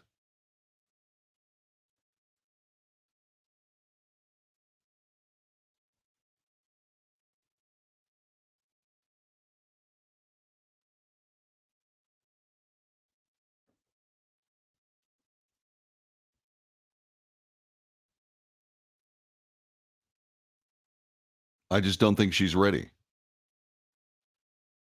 And also, there's something else. Donald Trump was sabotaged by politicians in Washington, D.C., of both political parties. He was sabotaged. If he gets reelected, that will be a dramatically different administration. Because I got to be perfectly honest with you. If you're Donald Trump, you do not listen to politicians as to who you should hire. You go outside the Washington Beltway for that. Although I'd put Mike Pompeo back to work immediately. I don't know what. Maybe vice president. I don't think he'd take the job, but he should. Because once again, one of the problems that the Republican Party has and the Democrat Party has is they don't have anybody on the bench. Kamala Harris? Really? Don't you have to be a natural-born citizen? Well, they keep changing it. Keep changing what a natural-born citizen is. You had to be born in America of an American citizen or a naturalized American citizen. Now, not so much. Not so much. They keep changing what a natural-born American is, which is disturbing. Excuse me, please. I'm sorry.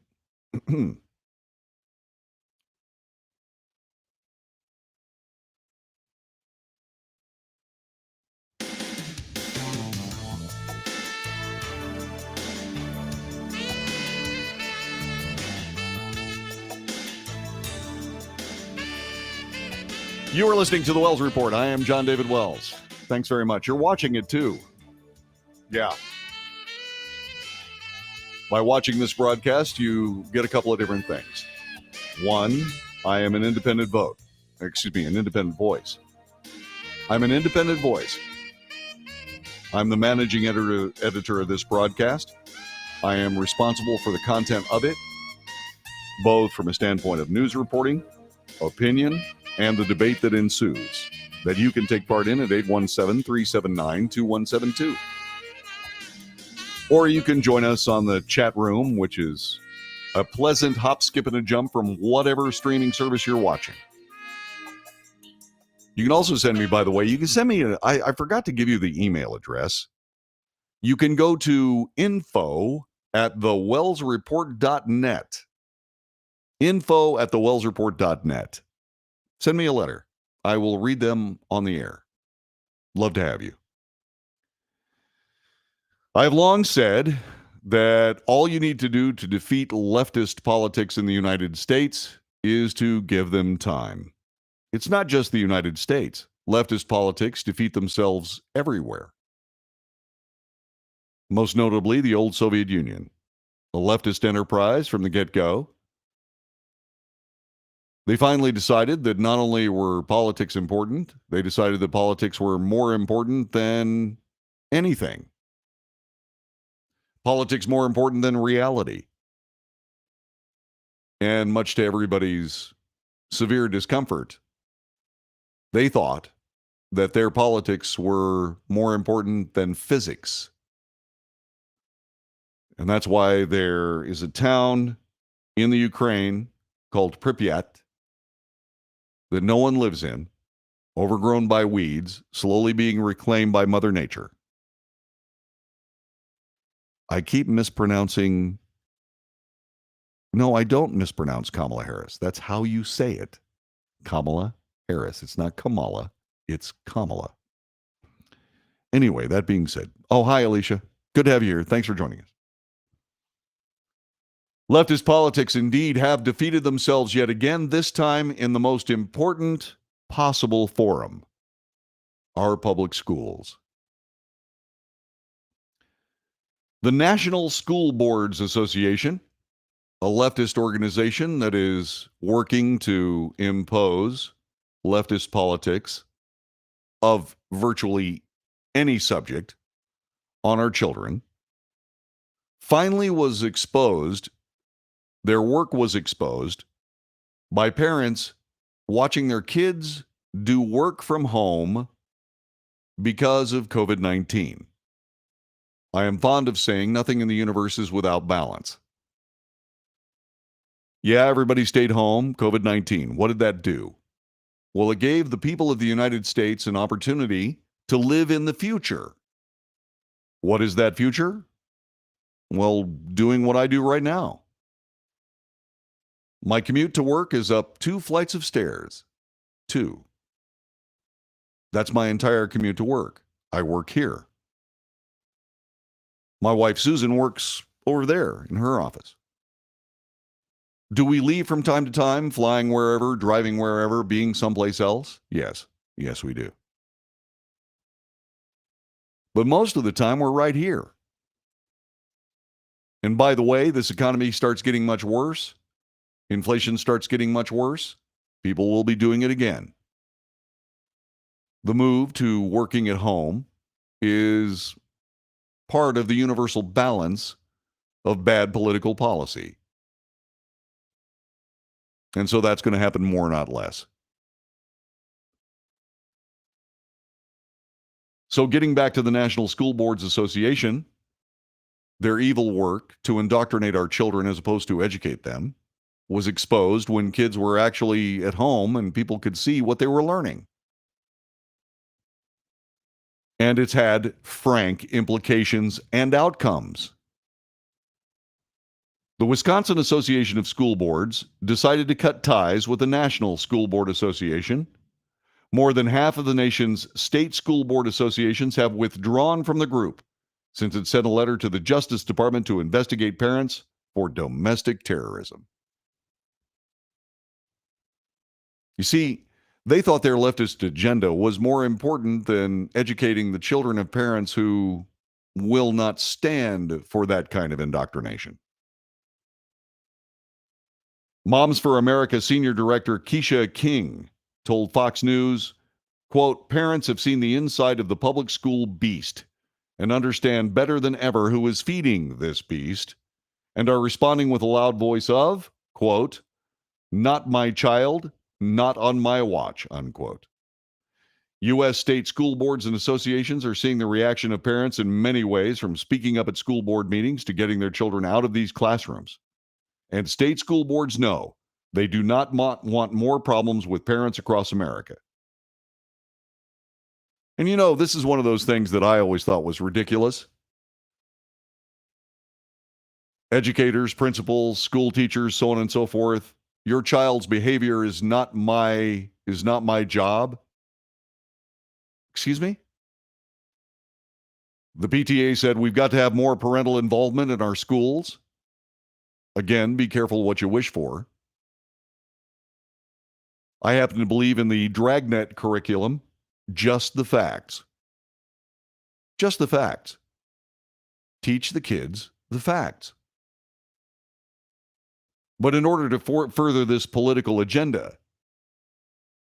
we suddenly find ourselves in a position where we are watching people remake history for the sake of politics.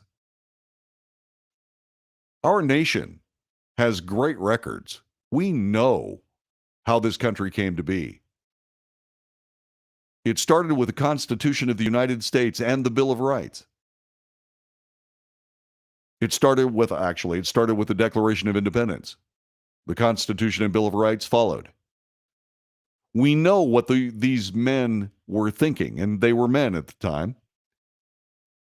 We know what these men were thinking. They wrote it all down. The Federalist Papers, correctly called the Federalist, a series of essays that explained the thinking behind the Constitution of the United States. And so, what do you do if you're trying to defeat the Constitution of the United States? Well, the first thing you don't do is you don't teach your kids anything about 18th century English. That should be a required course.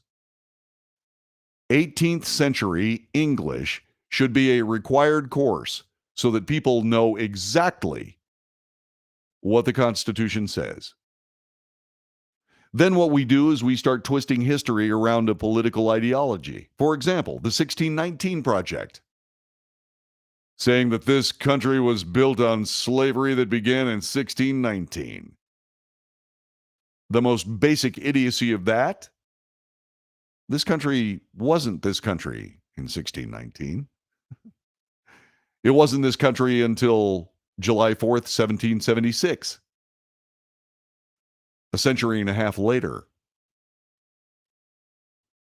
This nation was built on papers that don't mention racism.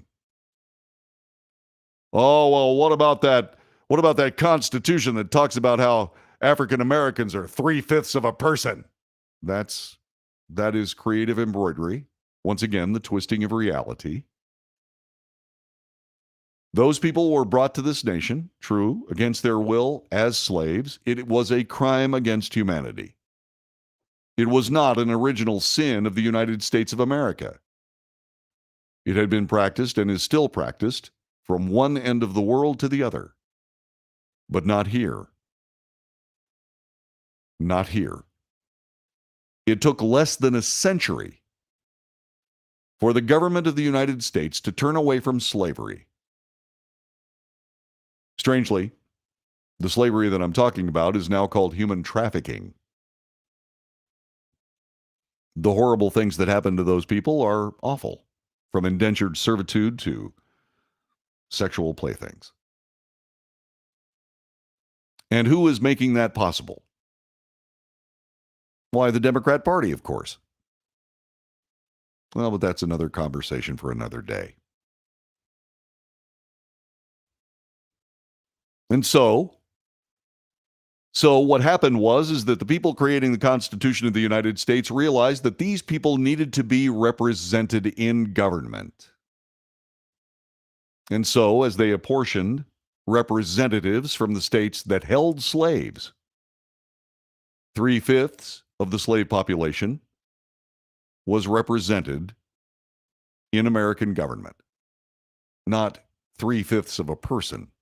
3/5 of the population. Legally, they didn't have to have representation at all. And yes, slavery is a sin against humanity, a crime against humanity, as is bigotry. Bigotry is a crime against humanity. The American people turned away from that as well, until we elected an African American president.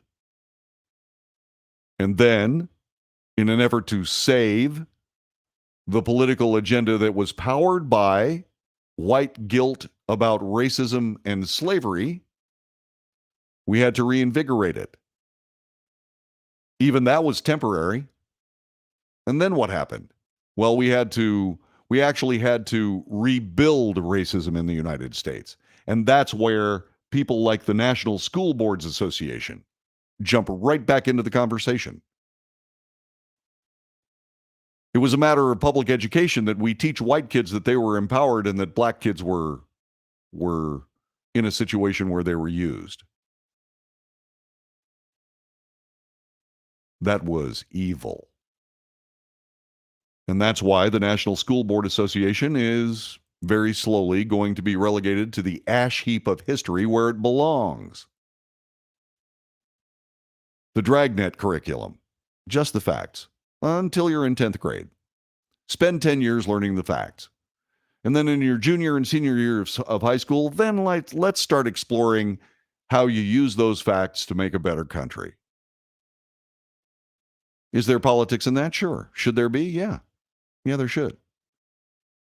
Because these kids getting out of high school should know a little bit about politics, don't you think? The truth of it and the untruth of it. Yeah. And so the National School Board Association wanted parents who showed up at school board meetings and said, "You're not teaching this garbage to my kid," branded as domestic terrorists. Their infamous letter to the Justice Department in September of 2021 asked for parents protesting at school board meetings to be looked into by the DOJ, saying school officials were facing threats and violence at meetings. You know, that's one of the things about political leadership in the United States. If you don't want to have death threats and you don't want to have threats and the idea of violence, stop being jerks. Stop being jerks. Read your Constitution. Of the people, by the people, for the people. Do what the people wish. If you don't want to do what the people wish, if you disagree with the people, don't run for the school board. What you do is you run a school board to the benefit of the people who are being educated and their parents. That way you don't have to worry about violence and threats. You just don't. The letter requested that action should be examined under the Patriot Act as domestic terrorism. Yeah, by the way, we got to get rid of the Patriot Act.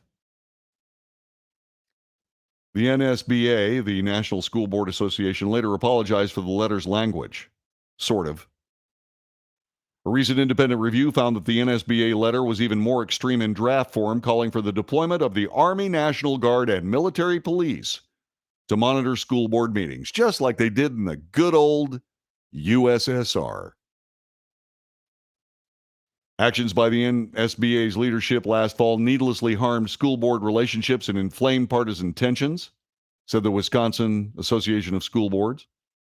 Those actions caused more than half the state school board organizations across the nation to distance themselves from the NSBA or drop membership entirely.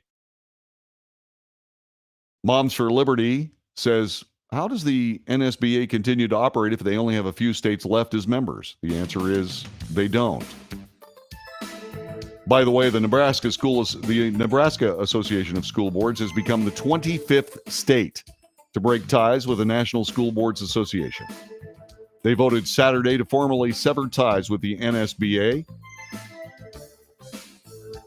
and it was because of that letter, trying to brand parents taking part in school board meetings as domestic terrorists. It is true. It is true when we say that the left will ultimately defeat itself. But the painful process of leftist power over human beings at any level is simply not worth their election in the first place. So stop doing it. Stop trying to turn this country over to a bunch of socialist leftist nuts. This is the Wells Report.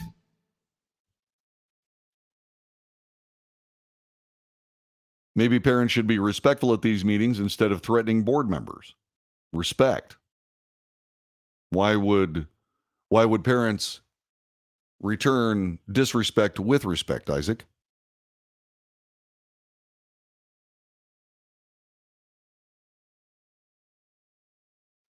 Why would that happen?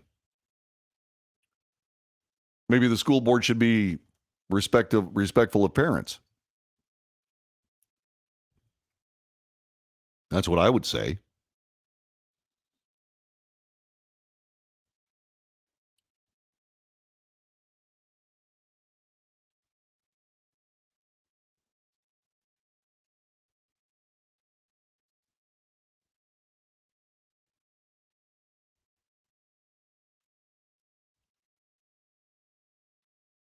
That's a great point, Jessica.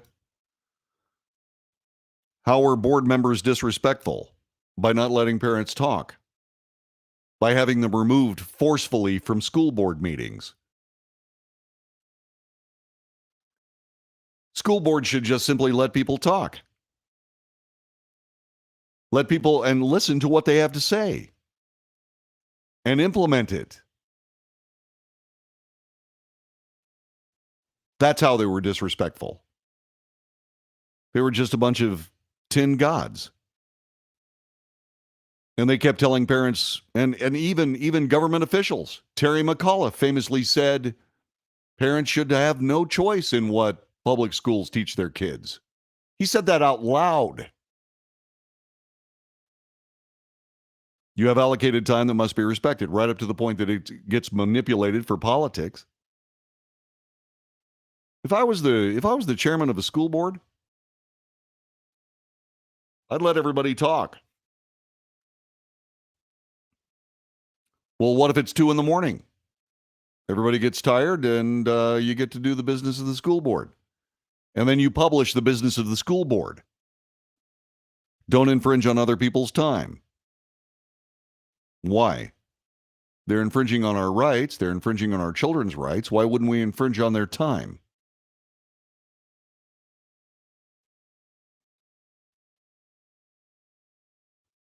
Oh, my, follow the rules. Whose rules? Who sets the rules? The school board or the parents? I think it's the parents.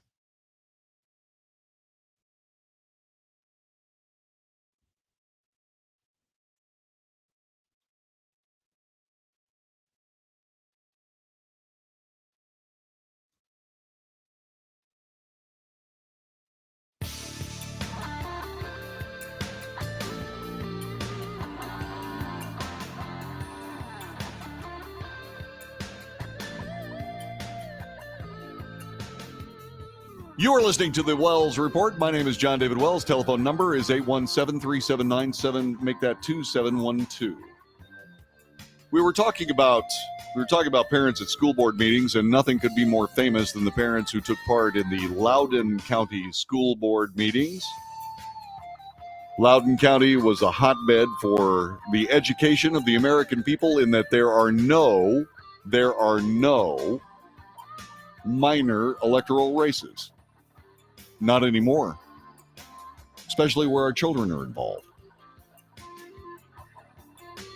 So Loudoun County, some of that thinking has spilled over into the legal system in Loudoun County.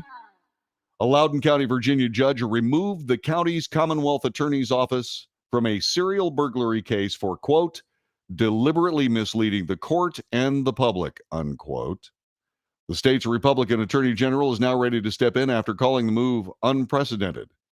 The Commonwealth is deliberately misleading the court and the public in an effort to sell the plea agreement for some reason that is yet to be explained. The order is following a case concerning burglary suspect Kevin Enrique Valley, who was charged with 3 misdemeanors for destruction of property and false identification and 2 felonies for burglary. Yeah, 2 for burglary. This according to Loudoun County Circuit Court Judge James Plowman. Judge Plowman said prosecutor Michelle Burton offered a 6-month plea deal to Valley by downplaying Valley's previous criminal history and not including other burglary charges against him. The judge said the plea agreement from the Commonwealth Attorney's Office stated the crimes occurred within a matter of hours last year, which he said is entirely inaccurate. Valley is accused of a possible 12 burglary crime spree spanning 4 counties over 10 days. Judge Plowman, who previously served as the Loudoun Commonwealth's attorney before becoming before his election in 2019, said that Burton showed she was incapable of prosecuting the case consistent with professional standards. Wow. That's pretty amazing. Yeah, that's pretty amazing. The Loudoun County Commonwealth's office is hereby removed and disqualified from further prosecution as a counsel of record in this matter, said the judge. Plowman also recused himself from the case unless the parties agree otherwise and ordered the Fauquier Commonwealth Attorney's Office to prosecute the case. The state's Republican Attorney General, Jason Miyares, sent a letter to the Chief Judge for the 20th Judicial Circuit Court, saying the court has rightfully lost confidence in the office of the Commonwealth.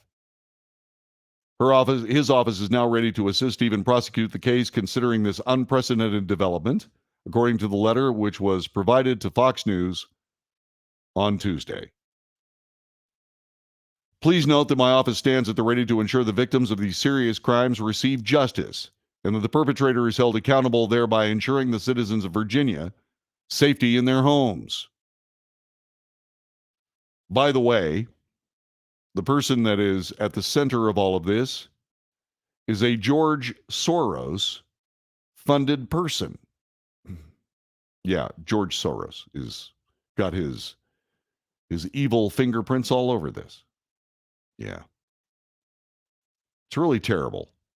Absolutely terrible. So this George Soros elected person is one of those people that that is now under fire. That person previously came under fire for how she ran the office. One former prosecutor telling Fox News that employees were pushed to bond people out in domestic violent cases. They just let people out generally, the former prosecutor said. Earlier this year, the chair of the Loudoun County Board of Supervisors voiced outrage after Fox 5 reported that the office hired a convicted sex offender as a paralegal. The only thing that we've heard from this person is that she broke her silence during a press conference, telling the state attorney general to stay in your lane, and argued her office has lowered crime in the area. Really? This is a specific message to Attorney General Jason Miyares. Stay in your lane. Your lane is in Richmond. Your lane is being the Attorney General of Virginia. You are not the elected council attorney, and definitely not for Loudoun County. Since Miyares' election, he's been wanting to undermine the good work that we do as progressive prosecutors. I want to know what good work that is. I'm confused. Attorney General Buta Biberaj, Loudoun County, Virginia, a Soros acolyte, is who we're talking about here.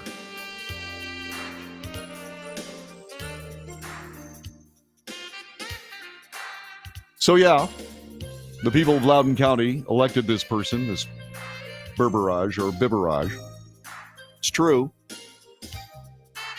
And you get to keep that office until the people realize that you're trying to put the criminals ahead of the victims. Once again, you have to work for the people, not the criminals. So there you go. Now a judge has said enough's enough. You are lying to me. You're misleading the court. You're misleading the people. That's going to happen more, not less. It just means you have to do a better job in the voting booth. You must do a better job in the voting booth. And that's what this show's all about. You're listening to The Wells Report.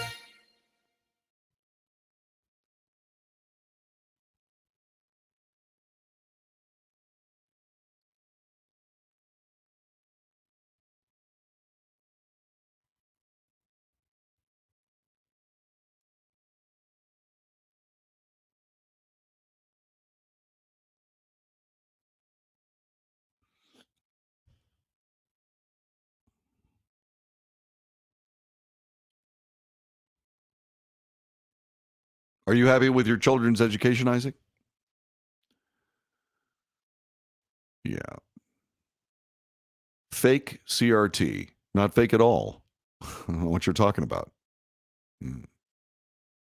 I mean, you said yesterday that you listen to what I say. You don't. I've reported the news. If it walks like CRT and it quacks like CRT and it swims like CRT, it's CRT. You can call it anything you want to. Just saying. And then my phone rang. Hang on a second.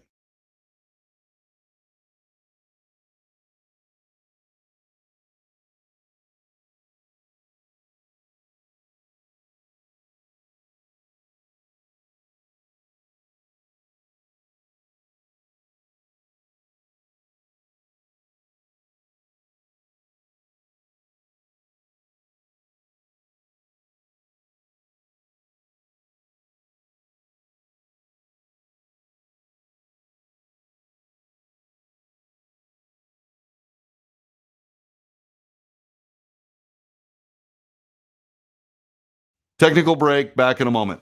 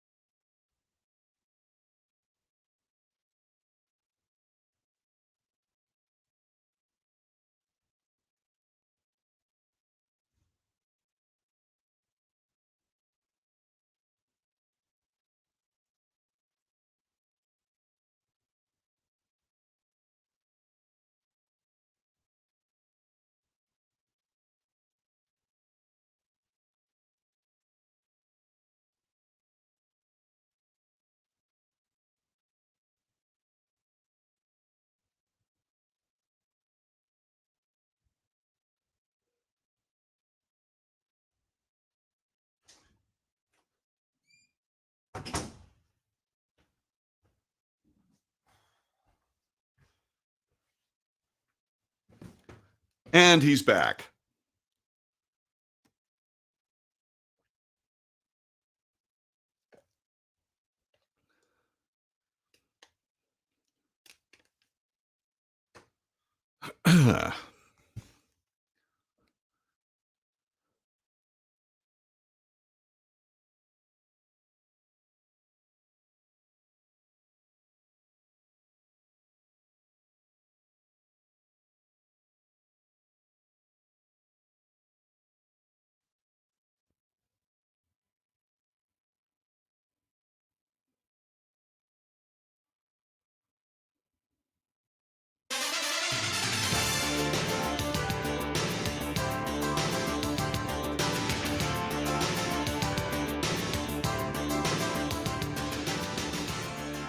North to south, coast to coast, around the world.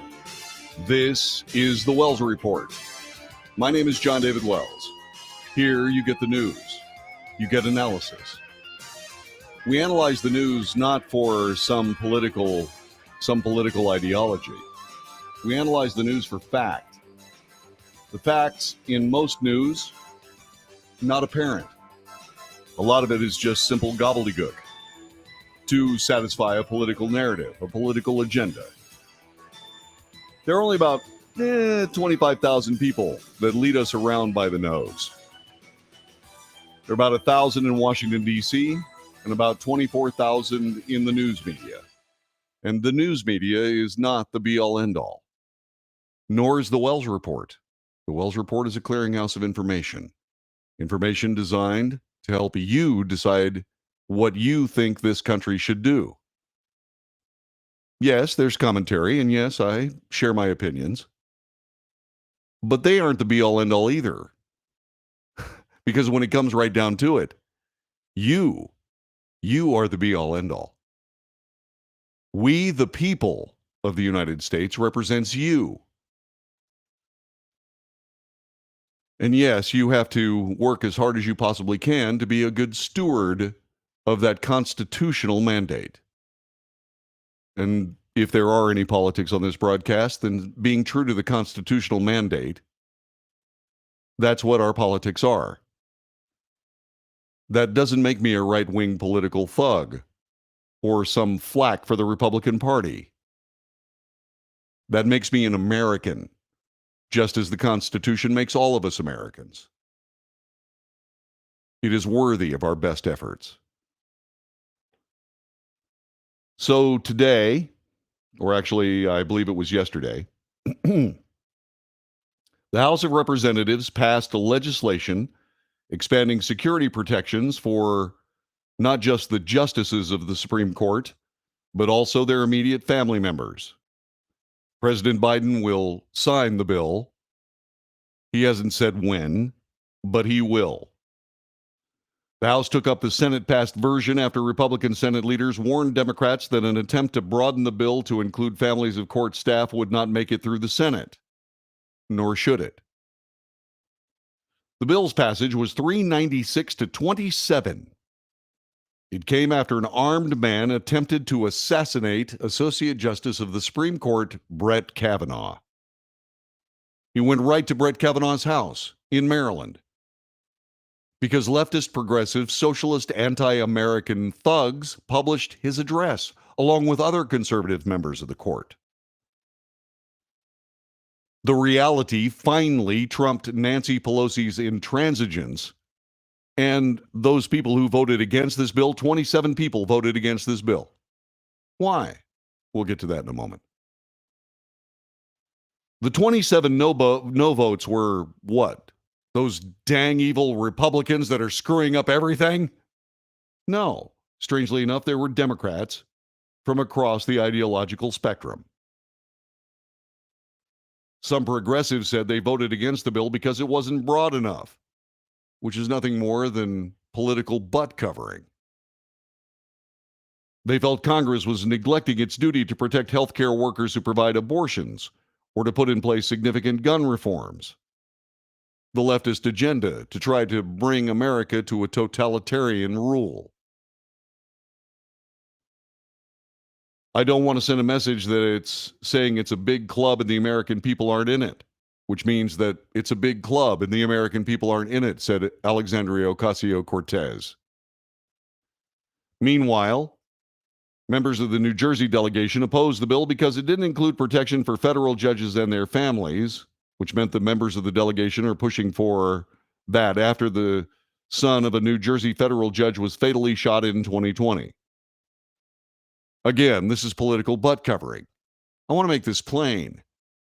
Just because you pass a bill that protects the families and justices of the United States Supreme Court does not mean you can't pass a bill that protects federal judges as well and their families.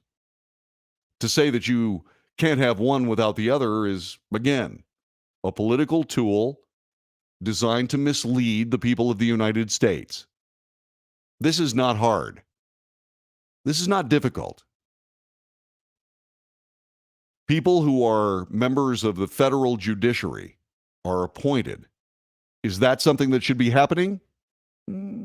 No. Especially when you consider that the federal judiciary is turned into yet another legislative branch. Why is it a legislative branch? Because the legislatures, not just in the federal government, but in the state, the legislatures allow it. This three-branch government idea is there for a reason. In point of fact, the judiciary is the least powerful of all the branches. Legislators find it convenient to push a political agenda through the courts, legislating there instead of the messy idea of actual representative democracy, a republic, because it's hard. The people who set up this nation realized it should be very difficult to pass law. That, by the way, comes from Great Britain, in my opinion. British common law isn't actually written down anywhere. It's what people know to be right and wrong. The people of the United States, they know what's right and wrong. The political manipulation of what's right and wrong is one of the reasons why I believe that the federal judiciary, all of it, should probably be an elected office. In point of fact, the Constitution of the United States allowed for the governors to appoint senators, which was a mistake. I do stand for the Constitution of the United States, but in the great words of a great man named Robert Bork, I am a reasonable constructionist. I believe that the people should have more power, especially in these times, than the goodwill of the people who came up with the Constitution. We elect our judges. We can diselect them as well. It works perfectly in Texas. It should be the way the federal judiciary is handled as well. It should be. That way the people get to decide who sits in judgment. Is it really the best way? Well, from a pure vacuum, no, it's not the best way. But find somebody who does anything anywhere that does not have political leanings and who is willing to allow his politics or her politics to color their judgment in a courtroom. There are people like that. There truly are. But once again, the minority of people who will legislate through politics as opposed to in their judgments, as opposed to actually judging the law as it is written, are few and far between. They are overwhelmed by the politicians. Even the Supreme Court. There are now 3 justices that are solidly liberal. They are politicians. Is the conservative wing political as well? Yeah, it is. The best example of that is the Chief Justice of the United States. The Chief Justice of the United States is blatantly political. He's looking for a place in history as opposed to being the person he said he was going to be, John Roberts said he was going to preside over a court that calls balls and strikes. No. No, he's a guy that will try to make a legacy in history. In other words, he's looking at his own motivations. Are they political? You tell me. But I believe that the Supreme Court justices should be elected for 12-year terms. That would take a constitutional amendment. I believe that a referendum, a national referendum, should be added as well, especially when it comes to Supreme Court decisions. Because the people of the United States should be able to set aside a Supreme Court decision based on the Electoral College. Because each state should determine these things. The Electoral College exists so that the people of Wyoming have actually something to say about who the President of the United States is, instead of New York, Los Angeles, San Francisco, Philadelphia, Dallas, Houston, and a handful of other leftist enclaves, Chicago. High population centers are not the United States of America. I believe that that should be part of the federal election process. But getting back to what we're talking about here, we're trying to protect these people, except for 27 people in the House of Representatives. 27 people. They have their flimsy, silly little gobbledygookian reasons that they try to pass off as actually valid, relevant ideas. But they are not relevant. They are angry about the possibility that one of the greatest achievements of politics practiced by the judicial branch of our nation comes in the form of Roe v. Wade, a decision that may have killed 100 million people. The Supreme Court of the United States should not be creating rights out of whole cloth. They should be determining when life begins. It does not begin with the actual emergence of a child from a woman. A life begins much earlier in the process. When is that? When is it? That's what the Supreme Court should be deciding. That should be the decision that settles abortion in the United States once and for all, so the healing can begin. Again, that's just my opinion. What's yours? 817-379-2172. So it is true. The House passed a bill yesterday to increase security for Supreme Court's immediate families. 27 Democrats voted against. Is it because they didn't think the bill went far enough or what have you? No. They want the Supreme Court justices and their families to be in danger. It's simple as that. There is no other explanation. Not one that holds water, that has any shred of truth to it. Here on the Wells Report, our motto is truth spoken here, not politics spoken as truth here.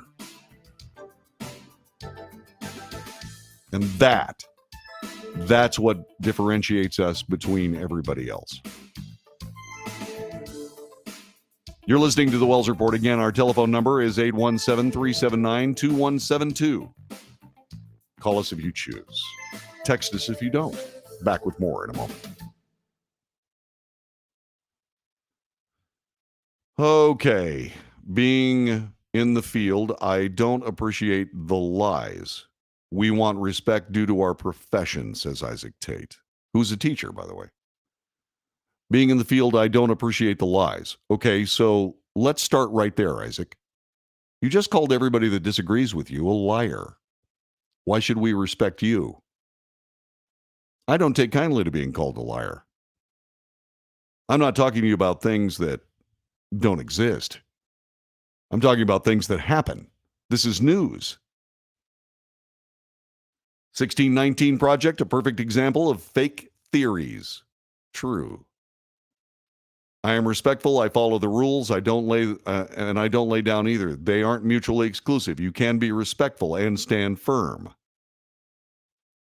1619 had one invalid premise about the Declaration of Independence. Most of the work is based off of primary sources like letters, articles, and speech. The 1619 Project talked about a country that didn't exist. The 1619 Project talked about the Netherlands, talked about European powers, France, Britain, Spain. There was no United States in 1619, Isaac. Let's see, what else? First day of high school for my oldest, the science teacher told the class that the meaning of life is sex. That is one of the many reasons I'm in charge of my kids' education, not the government. Let's see, what lies are being told? Set examples of lies being told in the classroom by educators that you witness. Have you covered the 1619 Project in schools, Isaac? At all? Let's see, what else? That's not CRT. CRT is a college graduate course which focused on legal protection of slavery. Actually, CRT was a leftist radical screed against white people. I've read it. You can't find it now. Can't find it. Because it was such a big mess, Google took it away.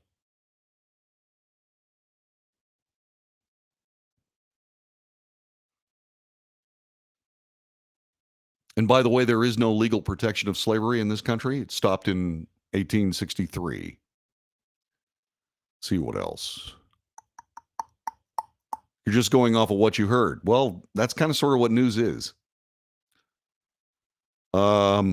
Mike, you're not an expert. You think you can meet the learning needs of 150 kids? Yeah, you probably can. You probably can. They're just not the needs you think those 150 kids ought to have. There's a difference.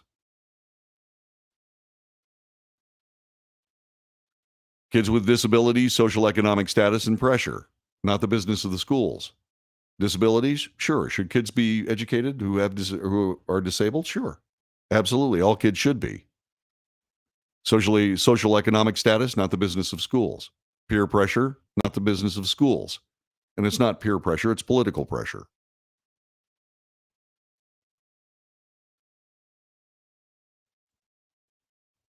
You're dissembling, Isaac. And once again, we're talking about you. This is not the Isaac report. You're trolling.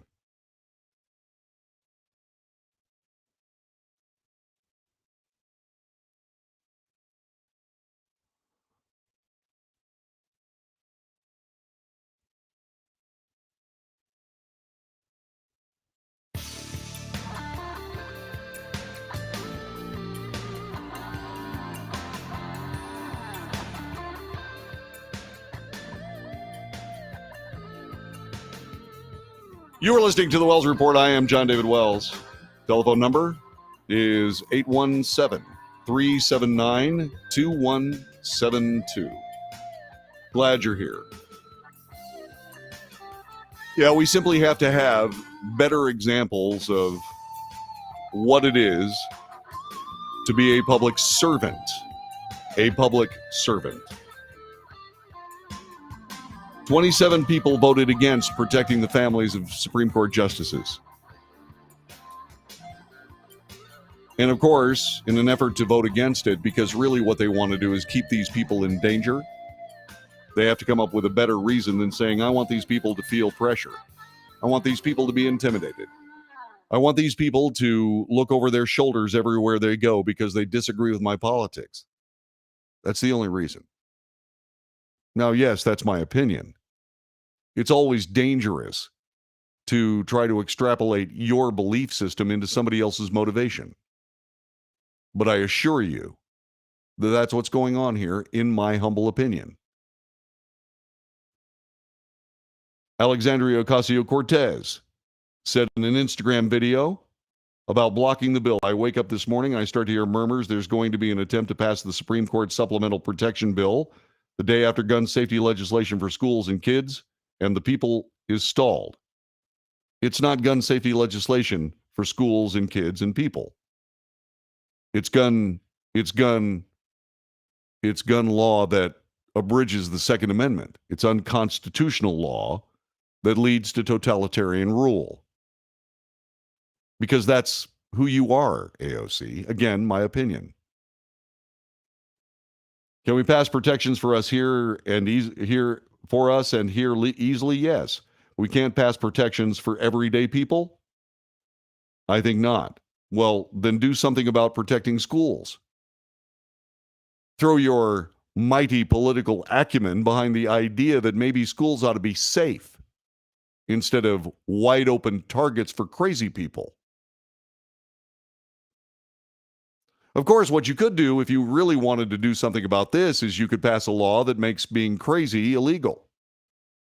Just like you want to pass a law that makes having weapons to defend yourself from crazy people be illegal. Just make crazy people illegal. I don't know why I can't say that these days.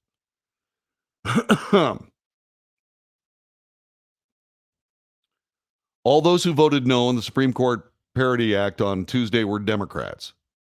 They are Joyce Beatty of Ohio, Jamal Bowman of New York, Cori Bush of Missouri, Veronica Escobar of Texas, Adriana Espaillat of New York, Chuy Garcia of Illinois, Sylvia Garcia of Texas, Joshua Gottheimer of New Jersey, Raul Grijalva of Arizona, Stephen Horsford of Nevada, Pramila Jayapal of Washington, Brenda Lawrence of Michigan, Barbara Lee of California, Tom Malinowski of New Jersey, Marie Newman of Illinois, Alexandria Ocasio-Cortez of New York, Bill Pascrell of New Jersey, Donald Payne of New Jersey, Ed Perlmutter of Colorado, Ayanna Pressley of Massachusetts, Mike Sherrill of New Jersey, Albio Cirez of New Jersey, Rashida Tlaib of Michigan, Norma Torres of California,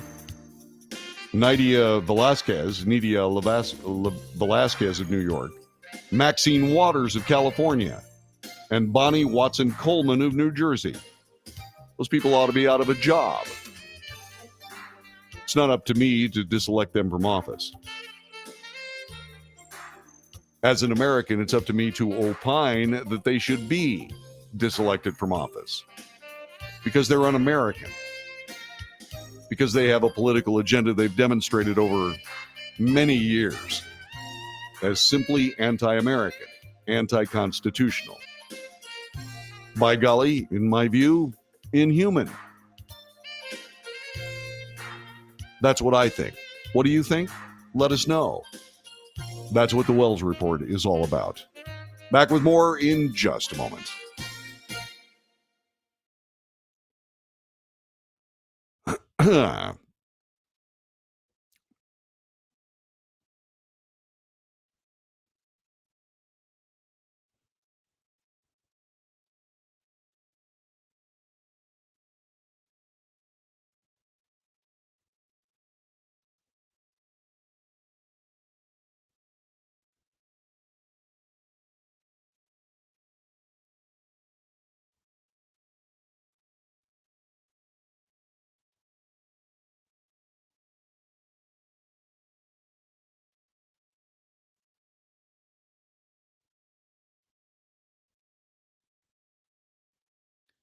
If 1619 materials are against the law, then why is it being talked about in schools?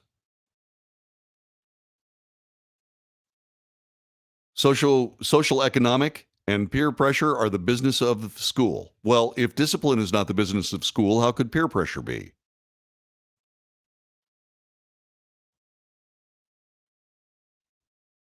Yes. Funny how 27 people have voted against it to have armed guards. They do.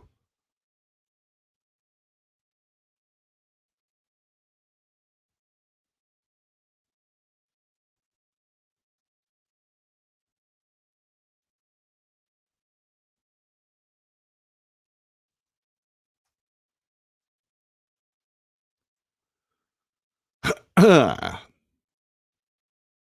don't see any comments on my feed, I guess just on JD's screen on the top right. Yeah, it is.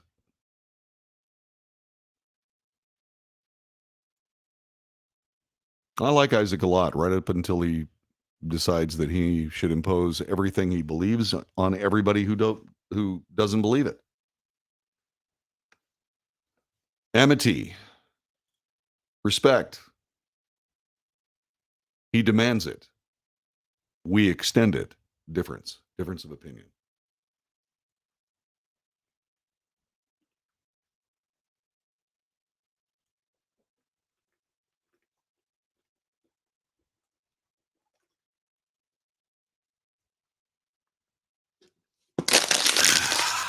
Man, that was loud. 2 minutes. 2 minutes.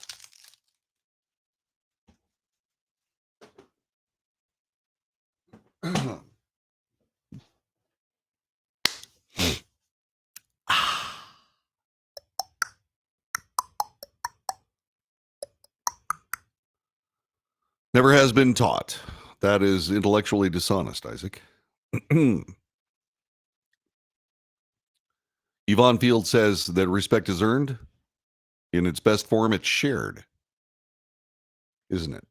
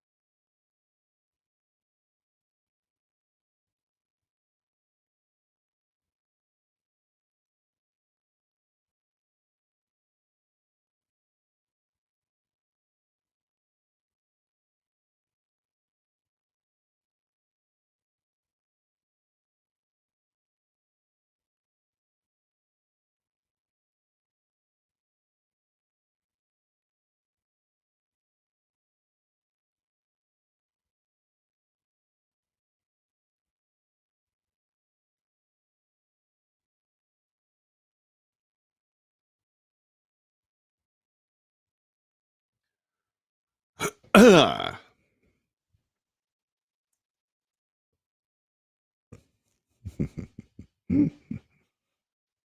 do I get this YouTube? My MBA didn't prepare me for this level of technology. Correct.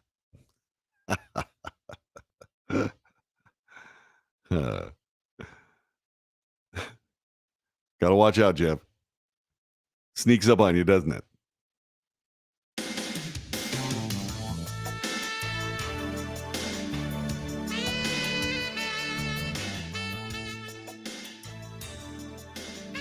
You are listening to the Wells Report. My name is John David Wells.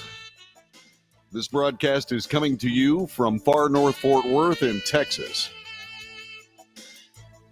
Name of my house is Fort Wells Keller. I like it. I like it. Every time I walk out in my front yard, I look at where my flagpole is going to be. I have so many other projects right now, I really can't put it up because I'm not going to put up one of those ones that you screw into the side of your house. They work, but not my style. I want a flagpole, especially now that I know how to rig one up. Yeah, I want a flagpole. About 25 feet ought to do it. I want it out of black anodized aluminum. I want it to be sunk into the ground deeply so that it's absolutely straight.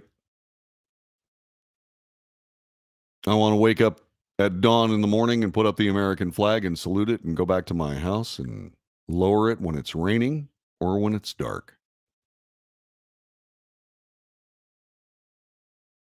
Underneath the American flag will be the Texas flag. I will probably have to fold it myself, but as soon as I possibly can, what I will do is I will teach little kids how to fold the flag properly. Both the flag of the United States on top and Texas right beneath it. Because this state and this nation is worth that level of poignant respect and servitude. Yes, and Yvonne brings up the HOA. That's another reason why I don't have this flag up there. Because while this is my property, there are rules governing such things, and the default answer of an HOA is no. Yeah. We have a bank in Fairfax, Iowa, with 3,200 square foot flag. They fly 6 days a year. People are complaining. Yeah. So in Texas, you can have the Texas flag at the same height as the U.S. flag. That's kind of a myth. Okay. You can fly all state flags at the same height as the flag of the United States. You just have to put the flag of the United States on the left. So it's the first thing you see as you go from left to right. All states can fly their flags at the same height as the United States flag. The United States flag in the United States, of course, has precedence and primacy. So that's why it's first on a flagpole. Right now, as Yvonne points out, I'm trying to get one flagpole up. I think they'd probably rankle at two. But I would fly the Texas flag at the same height as the American flag, just the American flag on the left as you face the house. Because that's what you're supposed to do. And yes, I love Texas because Texas is good. Texas teaches Americans how to be American. We've been doing it ever since there's been a Texas. And we'll continue to do it. Because the people of Texas know exactly what freedom and liberty is. And they won't put up with not having it. It's why I live here. It's why I will always live here. I'm not going anywhere. This is my home. And no, you don't fly the U.S. flag upside down as long as Joe Biden is in office. You don't. Respectfully, Jeff. And the reason you don't do that is because whoever is flying the American flag is not in distress. There's some people that do that. But once again, they're not doing it based on reality. They're doing it based on politics. Not everything has to be political. Sadly, too many things are political. Like riding horses in Texas.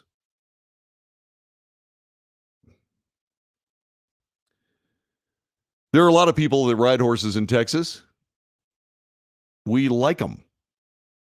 I like horses in general. Horses are magnificent animals. They're fun. They're funny. They're loving. They're sweet. Sometimes they're nasty and they're hard to get along with. And from time to time, you have to show them who's boss. You have to remind a horse that they are not the boss. That's why jockeys and racehorses, jockeys who ride racehorses, have a crop, a whip, to remind the horse that their job is to run, to be able to get the horse to put out its maximum effort. And they'll reach back and they'll smack them. And the jockeys spend hours learning how to take the reins from one hand and the crop in the other and switch so that the horse gets hit from the other side because they're not used to it. It surprises them. Oh my. Horses are smart. A lot of times, all you have to do is just show them that crop. Just show it to them. You'll see jockeys do it. They're pushing the racehorse's head forward to help them with their gait, right? To get the most out of their gait. And they'll drop their hand as they do that and show the whip to the horse if they believe the horse is lollygagging.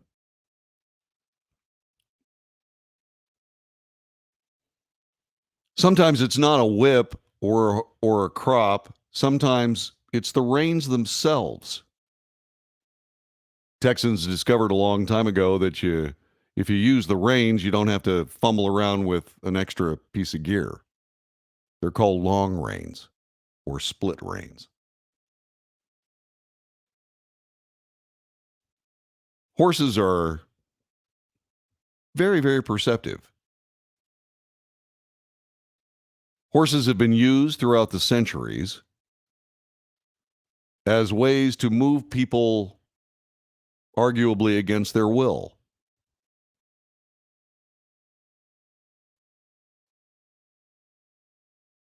And so, when a horse is, say, confronted with somebody who's waving their arms and running around and so on and so forth, they're easily distracted. Long reins make it possible to remind a horse of his job. Focus. In point of fact, although most people who work for the Border Patrol in Texas are Texans, they have a federal job, which makes them federal employees. It is inarguable to point out that the federal government of the United States, empowered by the Constitution, regularly ignores it in favor of politics. Law enforcement officers have always had an uneasy relationship, not so much with the people, but certainly with politicians. Because politicians will creatively interpret the law for a political reason, as opposed to crafting law that comports to the Constitution of the United States. If you're a politician, you look at everything through the lens of politics. And as I brought up earlier, in an earlier hour of this broadcast, politicians believe that what their politics lead them to believe is actual truth, when in most cases it's simply a way to manipulate advantage.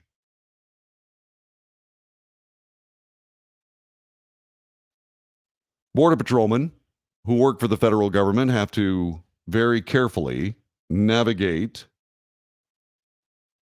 the distance between actual law enforcement and political law interpretation.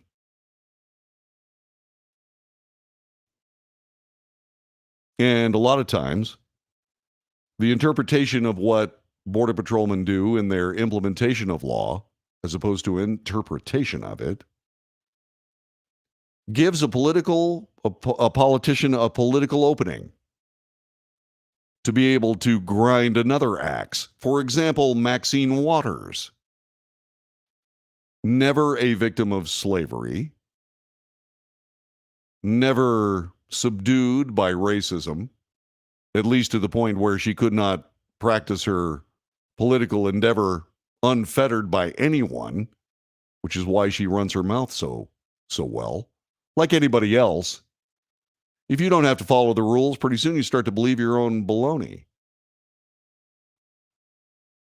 Maxine Waters probably has never ridden a horse. She has no idea what split reins are. She's never been a law enforcement officer. She has no idea how to enforce law. She only knows how to interpret it for political effect. So when some video showed up of Border Patrolmen actually enforcing law, using horses to do it,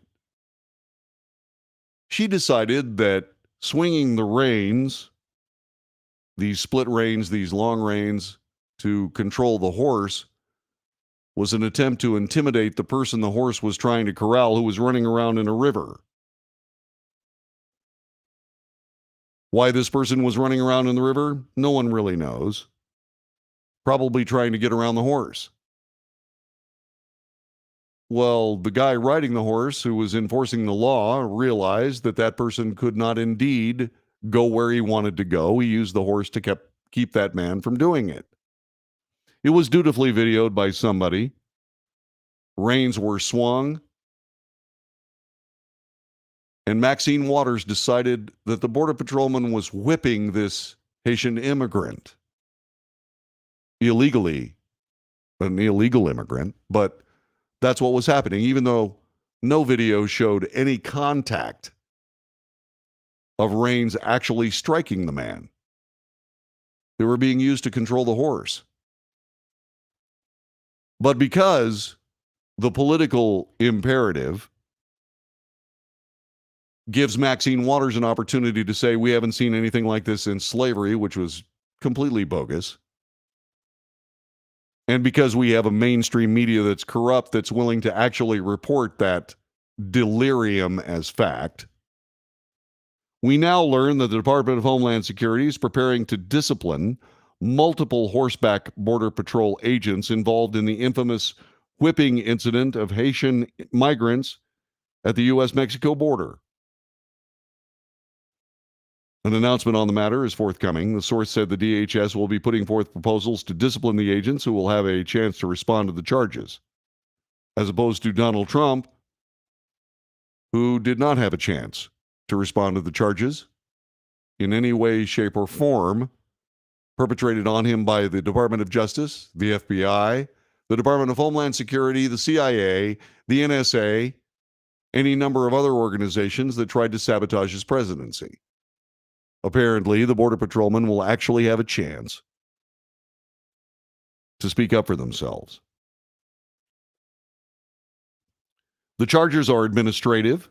They don't amount to criminal conduct. Images emerged of border agents in Del Rio, Texas, blocking migrants from entering the U.S. And in one case, grabbing a migrant's shirt. Oh my God. Democrats' media outlets immediately falsely described the agents' long reins, which they used to control their horses, as whips. They are not whips. Whips are whips. Reins are reins. ABC, CBS, NBC pushed the debunked claim that Border Patrol agents were whipping Haitian migrants, but did not bother to inform viewers when that ridiculous interpretation was discredited. President Biden weighed in, gravely saying those people will pay. And of course, in the ways of politics, the way of really good politics, the science of politics, is to create the outcome regardless of the argument. Many of these Border Patrol agents will leave the service, thus solving the problem. Many of these Border Patrol agents will live in an impaired state in their career until they retire. Every other Border Patrol agent will thus be chastened by saying, should I be enforcing the law, or should I be worrying about the interpretation of the law by politicians? That leads to hesitation. Hesitation invariably, in a law enforcement sense, leads to death. This is the Wells Report.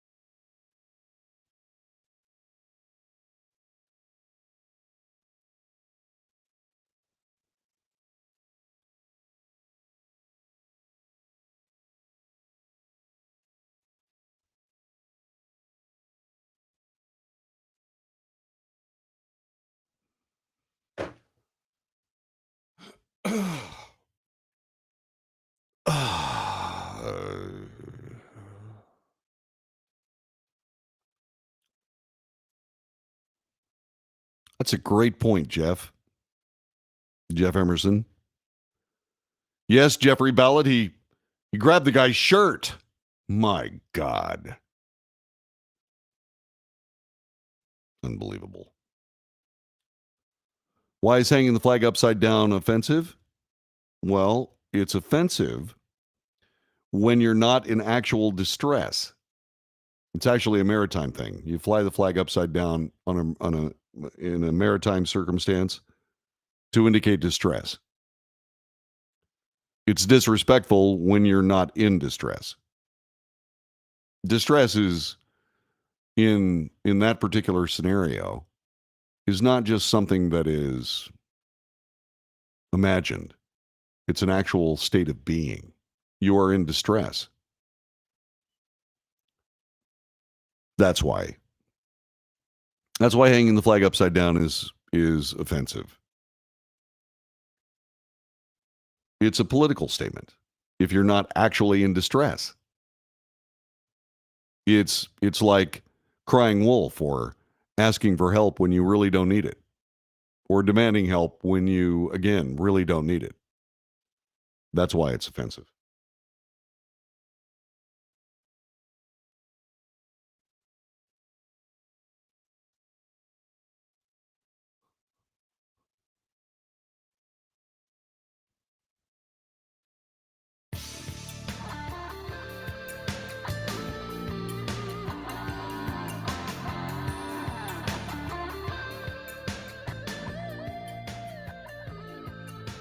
You are listening to the Wells Report. My name is John David Wells. While we're on the subject of illegal immigration, a Democrat lawmaker in New Jersey is pushing for legislation that would strike the term illegal alien from all state statutes and replace it with the phrase undocumented foreign national. The bill was introduced May 12th. It's Senate Bill 2599. It replaces references to alien and illegal alien in all state statutes with foreign national and undocumented foreign national, referring to a person in the context of his or her legal status, and ensnares the executive branch agencies to discontinue the use of these terms. Why? When you're describing someone who enters the country illegally, what's less offensive than the term illegal alien, especially when the pejorative could be easily transferred to undocumented foreign national? It's the same thing. The meaning is the same. The actual description of the individual involved is the same. There's nothing more pejorative about the term illegal alien than undocumented foreign national. This has been tried before. It classified people who were coming to the United States from Europe as being without papers. Without papers. That turned into the word WAP, without papers. WAP. It became a pejorative term for Italian immigrants to the nation. Just as undocumented foreign national, the new term would be UFN. Look at that UFN over there.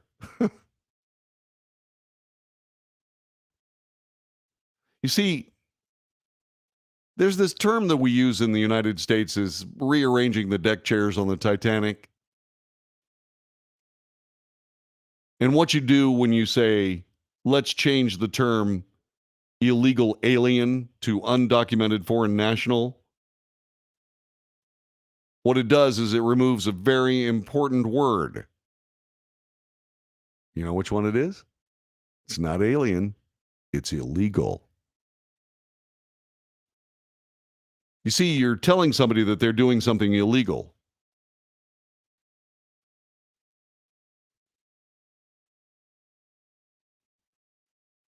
It's like, let's get rid of the word burglar because it's pejorative and say an unauthorized material acquisition specialist. Just use the term burglar. This New Jersey Democrat is just looking to try to divide people between those who deal in reality and fact for those people who deal with politics and fancy. She believes that she's going to be able to protect people that have no business being here in the first place, protect their delicate sensibilities. Excuse me? See, this is this attitude, this progressive idea that our society is wrong and the people who are committing illegal acts within society are simply victims, which is patently ridiculous. It's beyond ridiculous.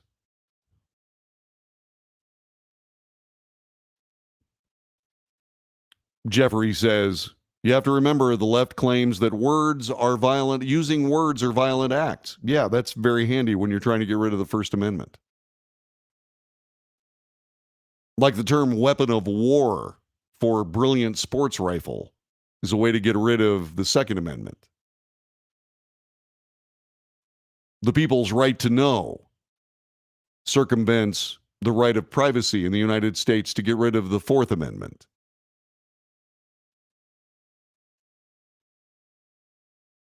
The need for Americans not to have secrets from their government to get rid of the Fifth Amendment. Do you see the pattern here? What about the Third Amendment? Well, because the Third Amendment is essentially forcing residence of soldiers in people's homes. They really haven't done that yet. They really haven't. That's not one that they can really easily try to dissuade or disperse. The ones that actually protect the people's rights, their actual God-given rights, which is what we have, those are the ones that they attack.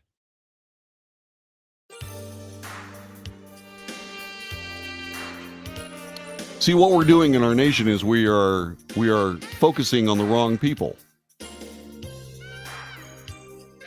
It's not that the government should operate in the interests of the people of the United States. The government should operate in the interests of how we can use the people of the United States to make friends with people who are not people of the United States. How we can use the people of the United States to bring about our wildest political fantasies. How we can use the American people is the common denominator.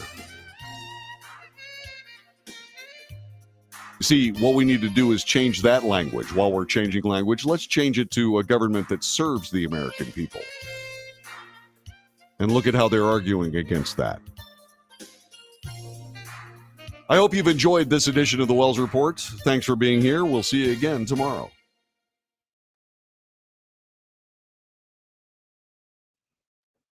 That was a good one, wasn't it? Except for the first segment. I couldn't read. I was having trouble reading today. See, I was thinking about it yesterday. I said, you know, I'm really reading well. And then, of course, I started thinking about how well I was reading and then stopped being able to read well. It's the dumbest thing. It takes me that first segment to warm up. That's why I should probably do the first segment of the show should be about drivel. But since I promised doing the Wells Report that I was never going to waste anybody's time on the radio ever again, drivel as a way to warm up, not really the right thing to do, is it? Nope. God bless you guys. I'm going to go see a movie. Have yourself a wonderful evening. Thank you. Thank you for your gift today. I'll see you next time.